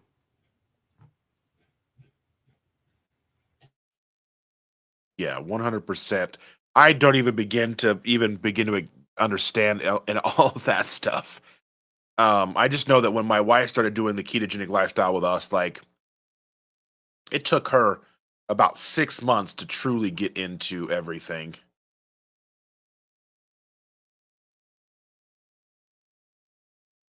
Let's see. There was the question about ketosis and ketoacidosis might be I didn't see that question. Do we know what the question was? Yeah, I saw, and it may not have been specifically ketoacidosis, but there was a question from Cheryl that was about ketosis versus like medical ketosis, which usually, and maybe they're talking about a different kind of medical ketosis, but I know there's specifically related to diabetics, which she was talking about. There is a concern of ketoacidosis, which is basically your body going into this really inappropriate level of ketone production. And it's like your body is basically in fight or flight, like starting to destroy everything and break everything down and fall apart kind of mode. And you have to go to the doctor because they have to fix that medically. That is a completely different state that your body is in than nutritional ketosis. So again, we're not doctors. There's no medical advice. But if you go and you research the difference between ketosis and ketoacidosis, you can see There's a lot of information online from Right. all kinds of medical places that can talk about what the difference is in those two and why one happens versus another. So because of the fact she was talking about type 1 diabetes, I was assuming ketoacidosis is probably the thing that she was referring to. There's also medical uses of ketosis that aren't really about diet nutrition stuff, but it's more like medical benefits that they can do by putting you in ketosis that doctors do. But that's a little bit more fringe medicine, honestly, compared to the discussions of ketoacidosis. So that's why I'm assuming that it was ketoacidosis. But Cheryl, if you're still listening and I'm wrong about that, please feel free to ask your question again. Yeah, just a brief breakdown of the difference. So what we're looking at with ketosis would be a ketone level of anything above like 0.1, 0.1, 0.2. You'll hear a lot of people talk about you need to be 0.5 or above. But realistically, in my opinion, and again, we're not doctors or anything like that. So I would say if you're producing any ketones at all, you're in some sort of ketosis.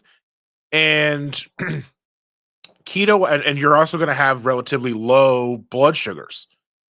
You're going to be, maybe 100 or less, usually, maybe 120, 130, which, I mean, depending on who you are, may be extremely low. But ketoacidosis is a state where your ketones are 13, 14, 15, 16, and you've got blood sugars 800, 900, 1,000 at the same time. Because typically when you have a higher ketone level, your blood sugar is usually lower. So you usually have like a fasting blood glucose of 60, 70, 80, and a ketone level of 0.5, 0.6, 0.7. But when you get into the situation with ketoacidosis, you're going to have both extremely elevated. So you're going to have ketones at 15 and blood sugars at 1,000. That's really bad. So that's where a lot of doctors do get worried about the word ketosis because they confuse it with ketoacidosis. So, yeah. So that's just kind of a brief understanding of how I look at it. But, I mean, it's for the average person who's not a type 1 diabetic, it's very difficult to get into. It would be almost impossible for the non-type 1 to be in ketoacidosis. Not that it's not possible, but it is just very unlikely. Even fasting for days and days, and you know what I mean? Like, I just don't think it's possible. So, I mean, typically that is a concern of a type 1 diabetic whose blood sugars have gone crazy. And then it's called, so they call it dietary DKA or, so diabetic ketoacidosis. It is very scary. It's very serious. And I've had a friend who that happened to quite a bit, and she just passed away last year. And I tried to reach out to her a few times just to talk to her, just to say, hey, there may be other things that can help. Not trying to force myself on anybody, you know what I mean? But we were very, very close for a long time, and seeing her go through that and struggle, and knowing that there was not a lot I could do about it. You know what I mean? I reached out to her. She declined my help, and I worried and hoped and hoped and hoped that she would, one day say, hey, let's talk about this, but she never did. So, I mean, it is a very difficult thing. So, yeah, not to bring the whole thing down, but, we all have these experiences. Let's see. Where's Elizabeth? There's somebody saying there was an Elizabeth thing here. Somebody sees their question. Like I said, this stuff is going pretty quick for us. Okay, here we go. Is there a keto group that helps people recovering from cancer actually recovering from chemotherapy? The cancer is gone. That's a great question because I'm not sure. I imagine there are. I'm just not familiar with anybody who runs them. Do either of you heard about that? I don't know of anything like cancer recovery or chemo recovery related with keto groups specifically. First of all, if the cancer is gone, I don't know if this is you, Elizabeth, or if this is a family member or something. I'm assuming it's you, but you or anybody else, first of all, congrats on kicking the cancer. Like major rock on for the strength and just the will to fight that it takes to do that. And that's awesome. But I don't know specifically of a keto group that is for exactly that thing, at least myself, just because I haven't dealt with this. But there might be some people in the chats. And if you start asking in the comment section of any of our lives. Ask if people have experience with this. Another place to go would be go to Dr. Barry's Monday Night Lives, because he has thousands of people that watch those. Ask in that comment section if there are other people who have gone through this, and if there are like support groups or places like that, because even if he doesn't necessarily get to your question because he gets thousands of comments, he can only get to, see so many.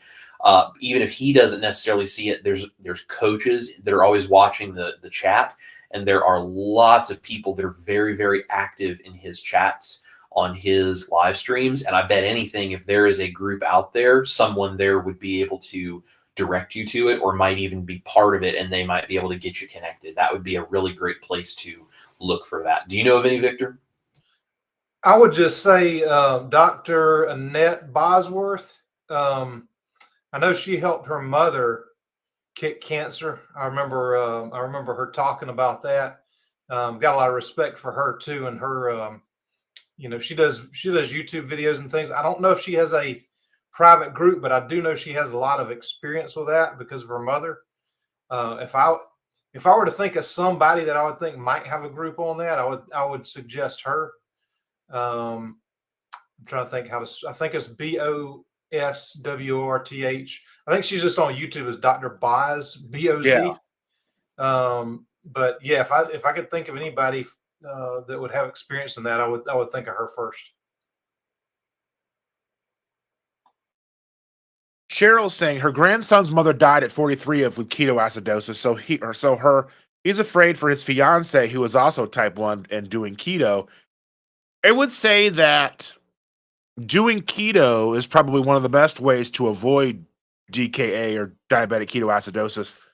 Now, whether or not a type 1 diabetic doctor is going to approve of that or not is a whole other ball of wax, right? Because a lot of the times the doctors are going to, and I know that Cindy could chime in on this because of what Brian goes through, but I know that they will typically try to medicate a type 1 diabetic to a A1C of 7 or 8, which is full-blown type 2 diabetes. So I know they do that because they're so worried of is it hypo or hyper? Whichever one where your blood glucose goes too low. It's like you shoot yourself with too much insulin, your blood glucose goes too low, and they're worried about that. So, yeah. But if you are living a very low-carb lifestyle as a type 1 diabetic, my understanding, and again, we're not doctors, but my understanding is the chances of DKA are very slim, if none. But again, like I said, typically that's going to happen when your blood sugars are out of control and have been for a while. And we're talking 7, 8, 900, 1,000, 1,100, where, you're being hospitalized anyway because of blood sugar. If you can't get your blood sugar under control, then yes, DKA is something to be very seriously concerned about. But I don't think it's something necessarily to worry about if you're living a keto carnivore lifestyle. But again, and I know that we talk about, but that's just where you would definitely want to be in touch with the doctor, working on insulin protocol, say, this is what I want to do, help me. And I think that's a way to approach that, because I think they kind of have to do, they don't have to, I don't know. But yeah, I would say, this is what I want to do. I want to try this. I want you to help me. And hopefully they will do that. Let's see. Cindy did respond. She says, Brian had ketoacidosis once with blood sugars over 1,000. He was still coherent, surprisingly, but extremely miserable. Oh, yeah. I understand it feels awful. And he was in the ICU for 4 days. Yeah, because that's caused by the body not making enough insulin. So when the sugar is that high, there's no, the sugar can't come down because there's no insulin coming in. So a lot of times too, ketoacidosis is caused because you have medications that are messing with your body's balance. Because you don't have insulin to take care of the sugar, your body is not able to do anything with the sugar, but it also needs energy. So then it's massively producing ketones on top of it because it's not able to burn the sugar, and it's not able to burn through all the ketones. And so you get this acidic buildup. And a lot of times that is very much, from what I understand, thrown into effect because of medications that are like, essentially you're playing both sides of that coin because you're using medications. And that's why a lot of times if you're eating sugar and you're taking medication and you're bouncing back and forth, that's why it can become such a big issue. And a lot of that starts to dissipate in concern when you're living a low carb lifestyle, because you don't need nearly as much medication, and it's a lot easier to regulate your blood sugars without having to take a bunch of medication. You're injecting smaller amounts of insulin, so you're not undershooting, and overshooting is bad. And you know, I'm not a type 1 diabetic. This is just what I have been told from people who are type 1 though, and they say this is why keto and carnivore has been such a life-changing thing for them, because they use minimal amounts of insulin, they're off all the other medications, and they have like normal A1Cs, and there's no concern for them for things rocking too far one way or the other. So definitely something I would encourage you to do some research into from other people who are type 1.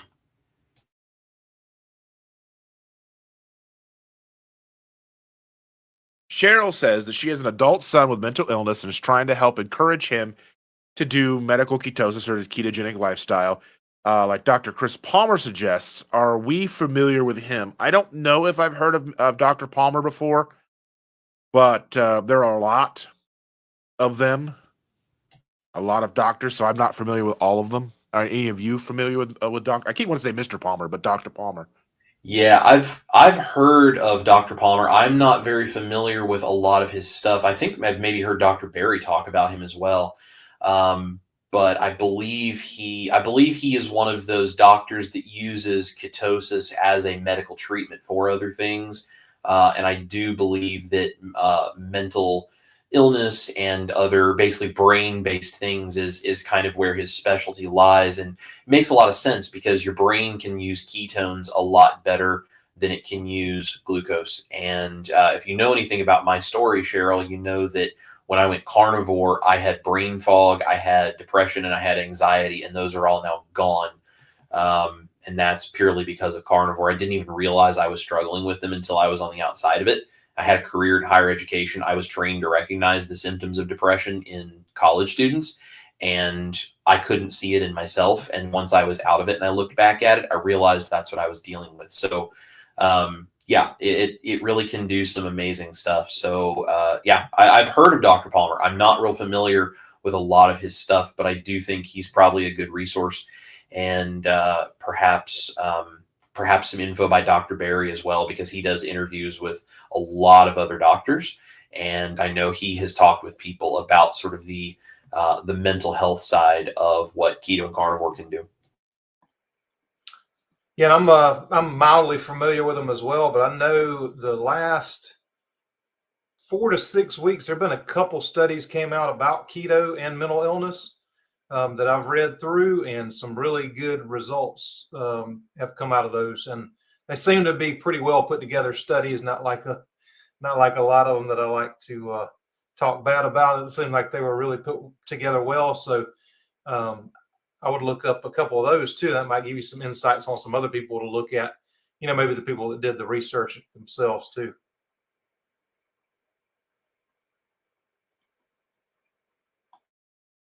And Cheryl says, no, I didn't know. I just found you guys. This is wonderful. Thanks so much. Well, you're very welcome.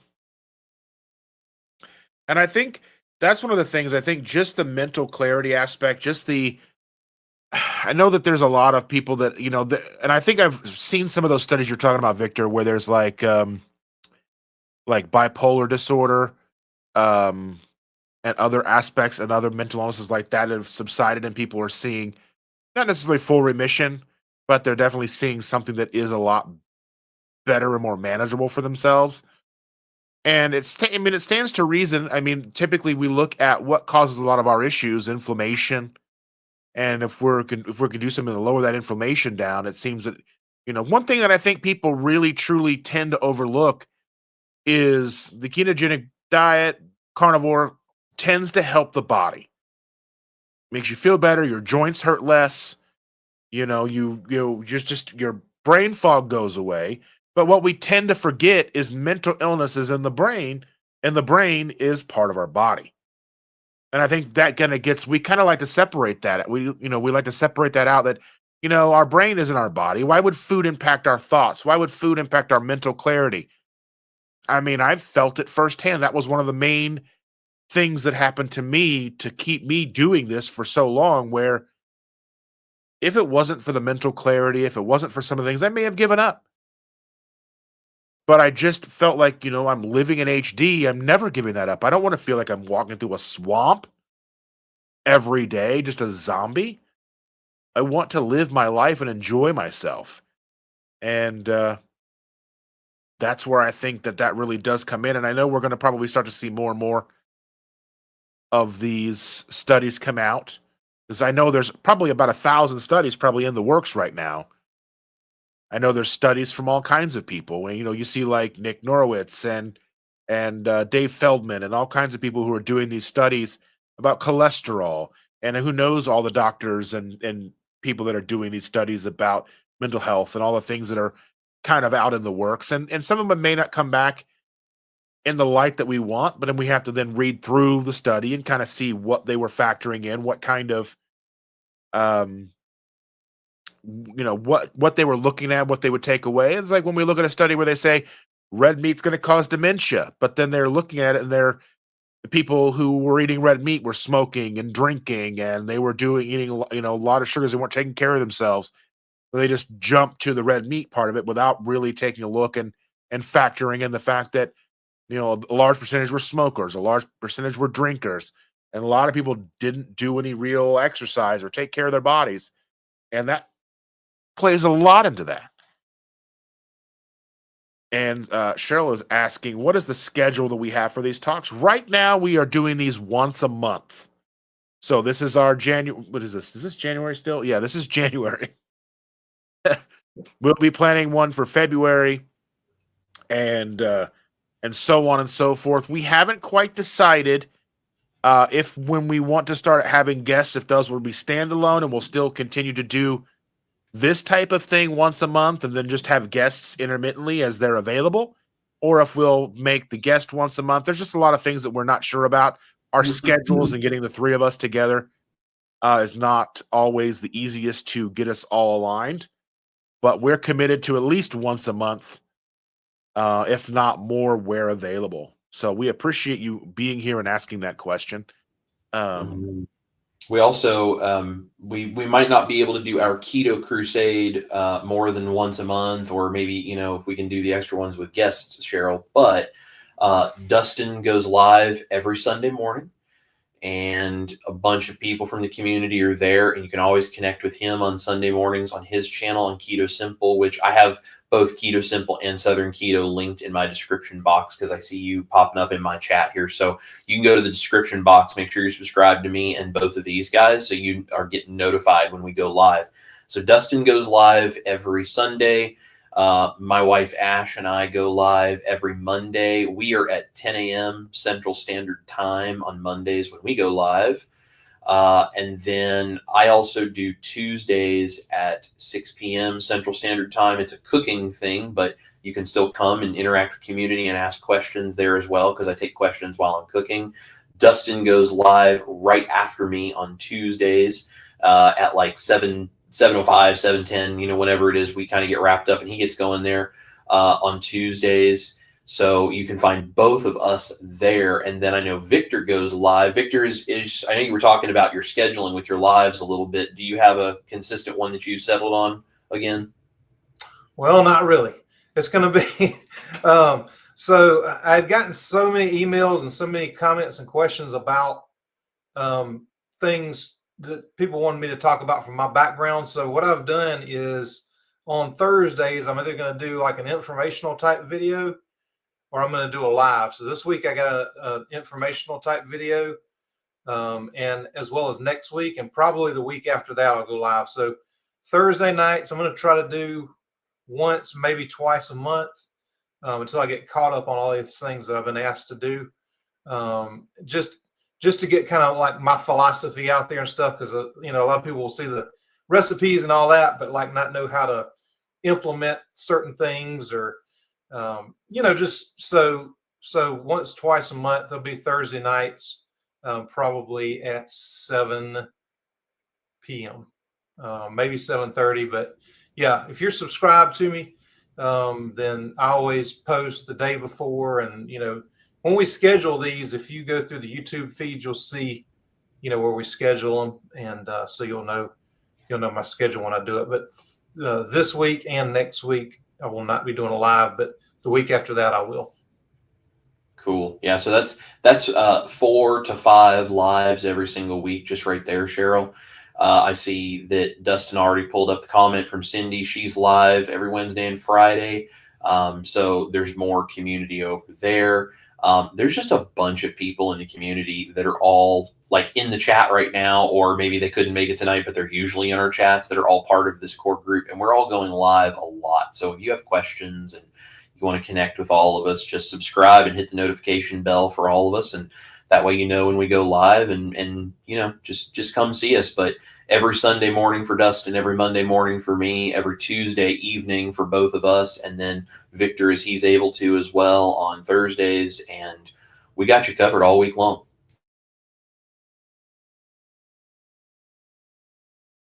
Dr. Barry goes live multiple times a week. I know that there's a lioness group that goes live once a week. So they're like a lion diet carnivore group of females dealing with the female issues. Some of the questions you have for women, they go in deep, and they have guests.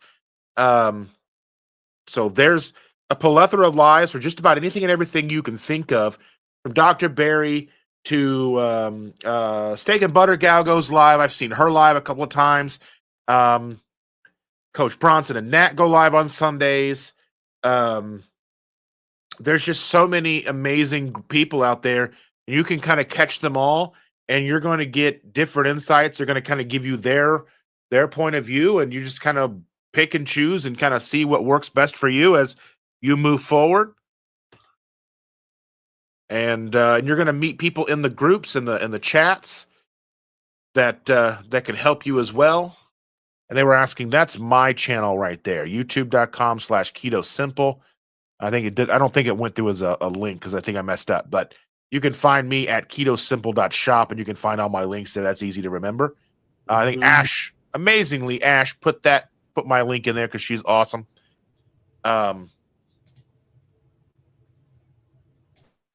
Let's see. Jerry goes live. I've seen her go live. So Carnivore Girl in the middle of a forest. Like I said, you can't go a night of the week and not find someone in our community talking about something.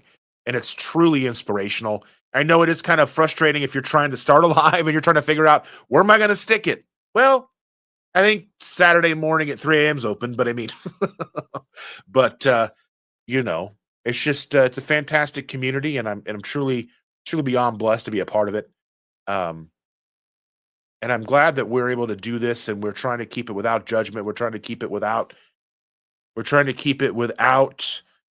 the dogmatic principles of you have to do it exactly how I do it or you're doing it wrong. I think I bring something to the table. Victor brings something to the table. Chris, each and every one of you in the live chat brings something different to the table that can help so many wonderful people. Again, because we are working to try to impact and help as many people as we can in this community, in the world. We can't just be pigeonhole ourselves and with blinders on that there's only one way to do something, because it's not going to work to help everybody. And we're not going to entice everybody that way, because we got to figure a way to get people who just have a meat aversion to help themselves. How do we do that? We can't do it by shaming them and tell them, well, just eat your meat if they just don't want to eat meat. How do we help them anyway? We got to meet them where they are. That's really what it comes down to. We have to work with each other and meet people where they are. So, with that, Victor, Chris, my good friends, any final thoughts? Anything you want to plug? Anything coming up? I know we've talked about our lives and such. Anything that you have on the horizon that you're excited about? I just can't let it go. Hang on. I just tell people you can't have your pudding if you don't eat your meat. Go ahead, Chris. Love it. Victor coming in with the bangers. That's great. Yeah, so for my stuff, so Dustin is going to be down here in Nashville causing all kinds of ruckus with me over the next couple of days. We're going to film some stuff and go to a Q&A and do some cool things. So my Tuesday night live this week will not be happening because we will be at a Q&A. That being said, my Monday morning motivation at 10 a.m. Central Time is happening tomorrow morning, so we'll see you for that. Also, Dustin and I on Tuesday around lunchtime are going to be doing a fun live stream about editing because of the whole TikTok, and TikTok owns CapCut and it disappeared and now it's back, and a lot of people have lost their confidence in CapCut as an editor because it could just suddenly go away again, and there's just a lot of things there. And so there's a lot of smaller keto carnivore creators that don't pay other people to edit their videos, right? Because we all kind of have to work our ways from the ground up. Yeah, I still edit all my own stuff. So but Dustin and I both use a program called DaVinci Resolve, and it is what's so cool about it is the free version does about 90% of what the paid version does, and you got to get lots of editing under your belt and super deep into the world of editing before you would ever really need any of the stuff that comes in the pro version. So most people who are doing stuff on YouTube would probably be fine with the free version for the rest of their lives. And it is a fantastic program. You download it on your computer, you get free updates from them as they update everything, and it has all of the full functionality you could need, and you don't have to worry about it disappearing because it doesn't exist on the App Store. And it can't just be taken away for whatever political stuff is going on there. So I think it's one of the best editing suites out there, and we're going to go through a sort of a simple, like, how do you do a basic edit on this, just to give you the jump start of what Dustin and I have both gone through to learn this editing software for several years. And we're going to give you guys a quick, like, if you're coming from CapCut and you want to do some simple editing to kind of get yourself back in the game of editing and not have to rely on CapCut anymore, here's how you do it. So we're going to do that on Tuesday. That's going to be fantastic. And then, of course, I'll have my typical, schedule going forward with my recipe on Saturday and all the different things coming from that. I also have in the description box my free ebook. If you guys haven't downloaded it yet, go check it out. That's in the description box. You can go to my website, chriscookingnashville.com. You can email me, info@chriscookingnashville.com. Go to my website. There's a tab there that says free ebook. You can go download that. You don't need to put in a credit card or anything. Just leave that blank. But you can go and download that, and it's just a great intro to keto and carnivore. And you can send the link to other people that you might want to encourage about this lifestyle. That is there. And, of course, the private community we were talking about that Dustin and Victor are both a part of, as well as a number of other people, that is growing every day. And I'm in there doing a whole bunch of stuff, trying to be in there every day and give you guys extra stuff, which is really cool. So we're having a really good time. And I see someone that asked about what the link is for DaVinci Resolve. It's from a company called Black Magic Design. So if you go to Google and you type in Black Magic Design DaVinci Resolve, it will take you to their website, and they have the download for Apple computers and PCs. You can pick whichever one you have. It's really self-explanatory, but you can just Google it and find it really easily. But we'll share a link to the main website on that live stream as well. So so we're going to be doing that kind of stuff. And yeah, we're going to have a good time.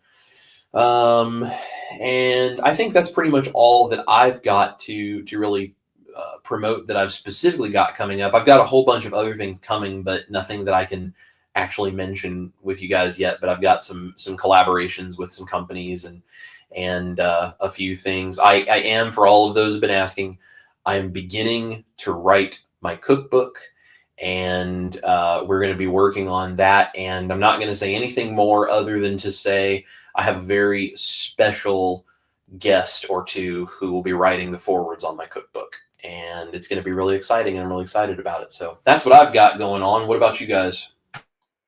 Well, that's awesome, man. Yeah, I'm kind of excited about the editing video y'all are doing because I use CapCut for all my shorts just to caption them more than anything because my Wondershare does not caption, and so I'll go in and edit it there. And I mean, I paid an editor to do 2 videos over Christmas, hoping I'd have more time with my family, and it ended up being a disaster. Both, I mean, one video didn't get out in time, so I had to film an entire other video, you know, where I was planning on taking that week to be with my family and not have to do all the editing and stuff. So I still do my own now. I went back to doing my own after those 2 disasters. And so I'm excited to see that. But so for me this week coming up to Tuesday, got a vanilla extract video, how to make vanilla extract. So just, you know, something people have been asking for. And so I did that one. On Thursday, I have one about the mindset hacks to be successful on your keto diet.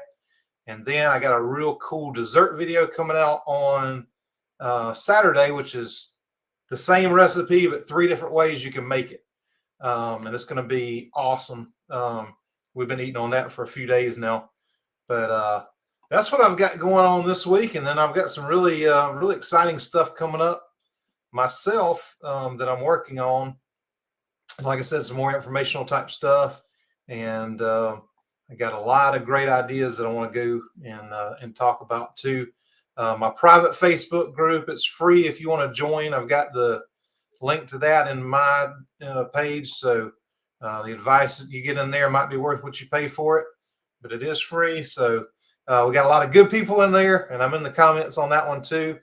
And then, yeah, me and Dustin and Chris's group too. So y'all head on over there too.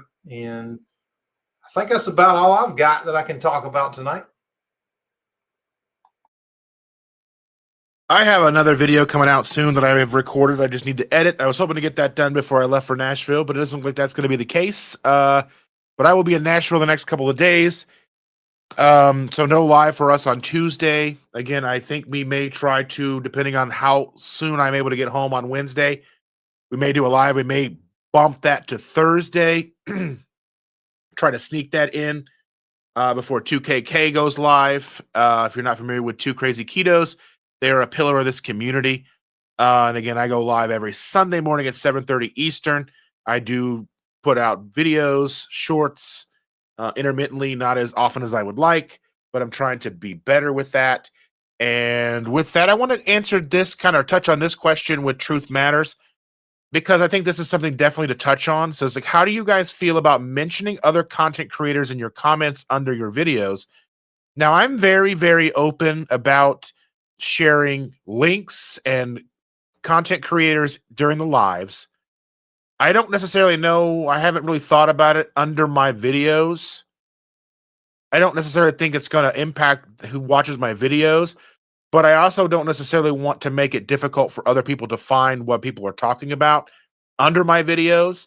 So I would, at least for the time being, until I have a real good opportunity to think about it, to keep that during my lives. Talk about it. If you have a video that you've got coming out that you're excited about and want to talk about, we can do that. I'm always willing to share any new person that comes into the live, their channels.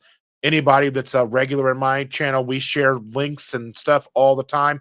So I usually go live on Sundays for about 3 hours. And I'm not shy about sharing and shouting out just about anybody and everybody that's doing something to better this community. But I'm not sure how the other 2 gentlemen are going to feel about that. But I'll let them answer for themselves. Yeah. So I'm I'm going to give perhaps a bit of an unpopular answer, but I have a reason for this. The answer to how I feel about this depends entirely on the person you're mentioning. And the reason that I say that is first of all, I want to make sure that if you are mentioning someone under the video, that it is not detracting from the message of whatever that video is about. So if I'm talking about the benefits of a keto or carnivore diet, and then you're mentioning a creator who's all about trashing the keto and carnivore diet and promoting a high carb vegan diet. Like I'm all for everyone having their space to talk about this kind of stuff. But we shouldn't, I don't think we should invade each other's channels to do that when we have opposing views. Now, if we want to do a collaboration and we want to discuss things like, say, a debate, like Dr. Barry has done that with a number of people on their channels, where he goes and he talks about his views and this person has different views and they talk about it. I think that's cool. So it can become a bit of a distraction sometimes if the people being mentioned are going off of the path of what that video is about and in a direction that I believe is actually harming people. So there's that, first of all. The other thing is there is a point, there's a line between mentioning other people as in, hey, we're aware of something. If you want to go look into it, here's what that person's channel is. That's one thing. There's a line, though, between that and mentioning people in a way that seems as though you condone or endorse or somehow their views reflect yours as a business. And I think that I'm treading lightly on how I say this, because I don't want people to think that I'm just, against sharing things that aren't exactly what I want or that don't promote everything that I'm doing. It's not in any way that, but the reality of being online and having a public persona, as the three of us do, is depending on what you mention and what your name becomes associated with, it can affect your reputation online and it can affect how people perceive you. And so if there are times where I say delete things off of the comments when people are talking about stuff, it's not that I'm against people mentioning things, but there are certain things that I cannot have my professional reputation associated with, or that could somehow cause harm to the community that I'm trying to cultivate. It's a very fine line to walk, and I don't know if anyone is perfect at walking this, but generally I don't do that unless it's a place where it's someone that I think could cause actual harm to the community. Or the other one is if there are creators who, and usually this happens with someone who's promoting their own stuff. If there's a creator who is promoting their own channel, their own videos, their own whatever, and I may agree with them, I may disagree with them, I love them dearly, I may not even know who they are, whatever, but if they're not doing the work, that they're not researching what they're doing, they're not putting the effort in, they're not doing it for the right reasons, whatever, that starts to reflect on the image that's on my channel as well. And so as much as I would love to just share anything and everything for all people and help all people, as creators, we have to be careful to just make sure that what we're doing doesn't cast a shadow over the reputation we have as the leader of whatever community we've created. So for the most part, I'm totally fine with people mentioning other creators in the comments under my videos, as long as it is relevant or appropriate. But there is a point where I also feel like sometimes I have to draw a line. And I mean, truthfully, my channel is almost 120,000 subscribers. You get all kinds of people coming from all kinds of places on the internet, and you have to sift through stuff because it can get really messy if you don't. So that's probably a very unsatisfactory answer, because I'm not saying yes or no, but that's kind of the subtlety that I have to approach that with every day for me personally. Well, so I'm going to say on mine, no, because mine's a little different than yours. There are a lot of recipes from low carb creators that I've tried where the carb count is off by like 4 times what it's supposed to be when they say, and I'm not going to go into naming names because I'm not, everybody's, I think, has good intentions, but I'm very strategic about how I don't put carb count in there. I tell everybody, and I get comments on every single video, what are the macros? Well, if the macros are important to you, download Carb Manager, download Chronometer, put your own ingredients in. So if tracking macros that closely is important to you, you need to take control of your own health and do it. And somebody by putting a comment about another creator down there, they don't know the ones that are doing those things. And I'm not going to say, don't follow this person because of that, because I'm sure they have good intentions. And, but, when I make them put in my ingredients and it's totally different, and I'm not even talking, I'm talking total carbs or that far off. And that's why I created the Facebook group, because in there people can go in and I say, hey, post whatever recipes you want in there, because I'm in there all the time saying, hey, take control of your own health, count your carbs, this and that. So if somebody wants to share a recipe in there, then hopefully the people in that group know, hey, somebody's sharing this recipe, but I probably need to look at it and just see, what it is. Where YouTube, I mean, you get so many comments. I mean, it is, Chris, Chris has got, I'm almost at 50,000. Chris has got 120,000. So I can't imagine sifting through all those comments to know. So that's kind of why I created that group, is to share stuff like that. And then if I see anything in there, I'll be, I can kind of go in and have a little more control over that, because there's 1,200 or 1,300 people in that group versus thousands of people, on the YouTube. And so somebody may be trying to make a comment. Somebody else thinks, oh, well, that's okay to try that recipe because it's here in the comments too. And it may totally derail what you're trying to do. Not saying that all of them do, but people just don't know who does, who doesn't. And so I personally don't like it in my videos, but that's why I made that group, so that people can share it, because there's a lot of good creators out there. There's a lot of good recipes out there. There's also a lot of bad information out there. So definitely probably not a popular answer for me, but that's my opinion on it. So. Yeah, and I mean, it's also good. I mean, as supportive as other channels of we want to be, I mean, we just got to make sure that we're not, like our comments and our videos aren't getting spammed with other channels and stuff. I mean, just be respectful. If you wouldn't want someone to do it to your channel, don't do it to ours. But again, like I said, we are all in this to support the community any way we can. And like I said, on my Sunday lives, we will, I'm all about putting other people's channels up, and I will support, and I go into lives as much as I can, and I'm in there commenting as much as I can. And community is number one for me. So that's just, I just want to make sure that we're not, taking advantage of each other. And we are, if you wouldn't want someone doing it on your channel, don't do it to ours. And I think with that, I want to say thank you all so much for being here. This has been a fantastic episode 3, and we will be getting back to you with episode 4, what we're going to be talking about, and you'll find that out as soon as we decide that. But I want to just say thank you all again so much. You mean the world to me. These two guys mean the world to me. Their friendship is paramount to me, and I'm super excited to get to hang out with Chris tomorrow. Hopefully one day Victor and I get to hang out. And I get to see a lot of you in the chat quite often throughout the year, and just means, I mean, not to get all mushy, but that's what I do here. I'm the mushy one. Absolutely love it. We wouldn't be able to do this without you being a little bit mushy for us, Dustin. I totally agree.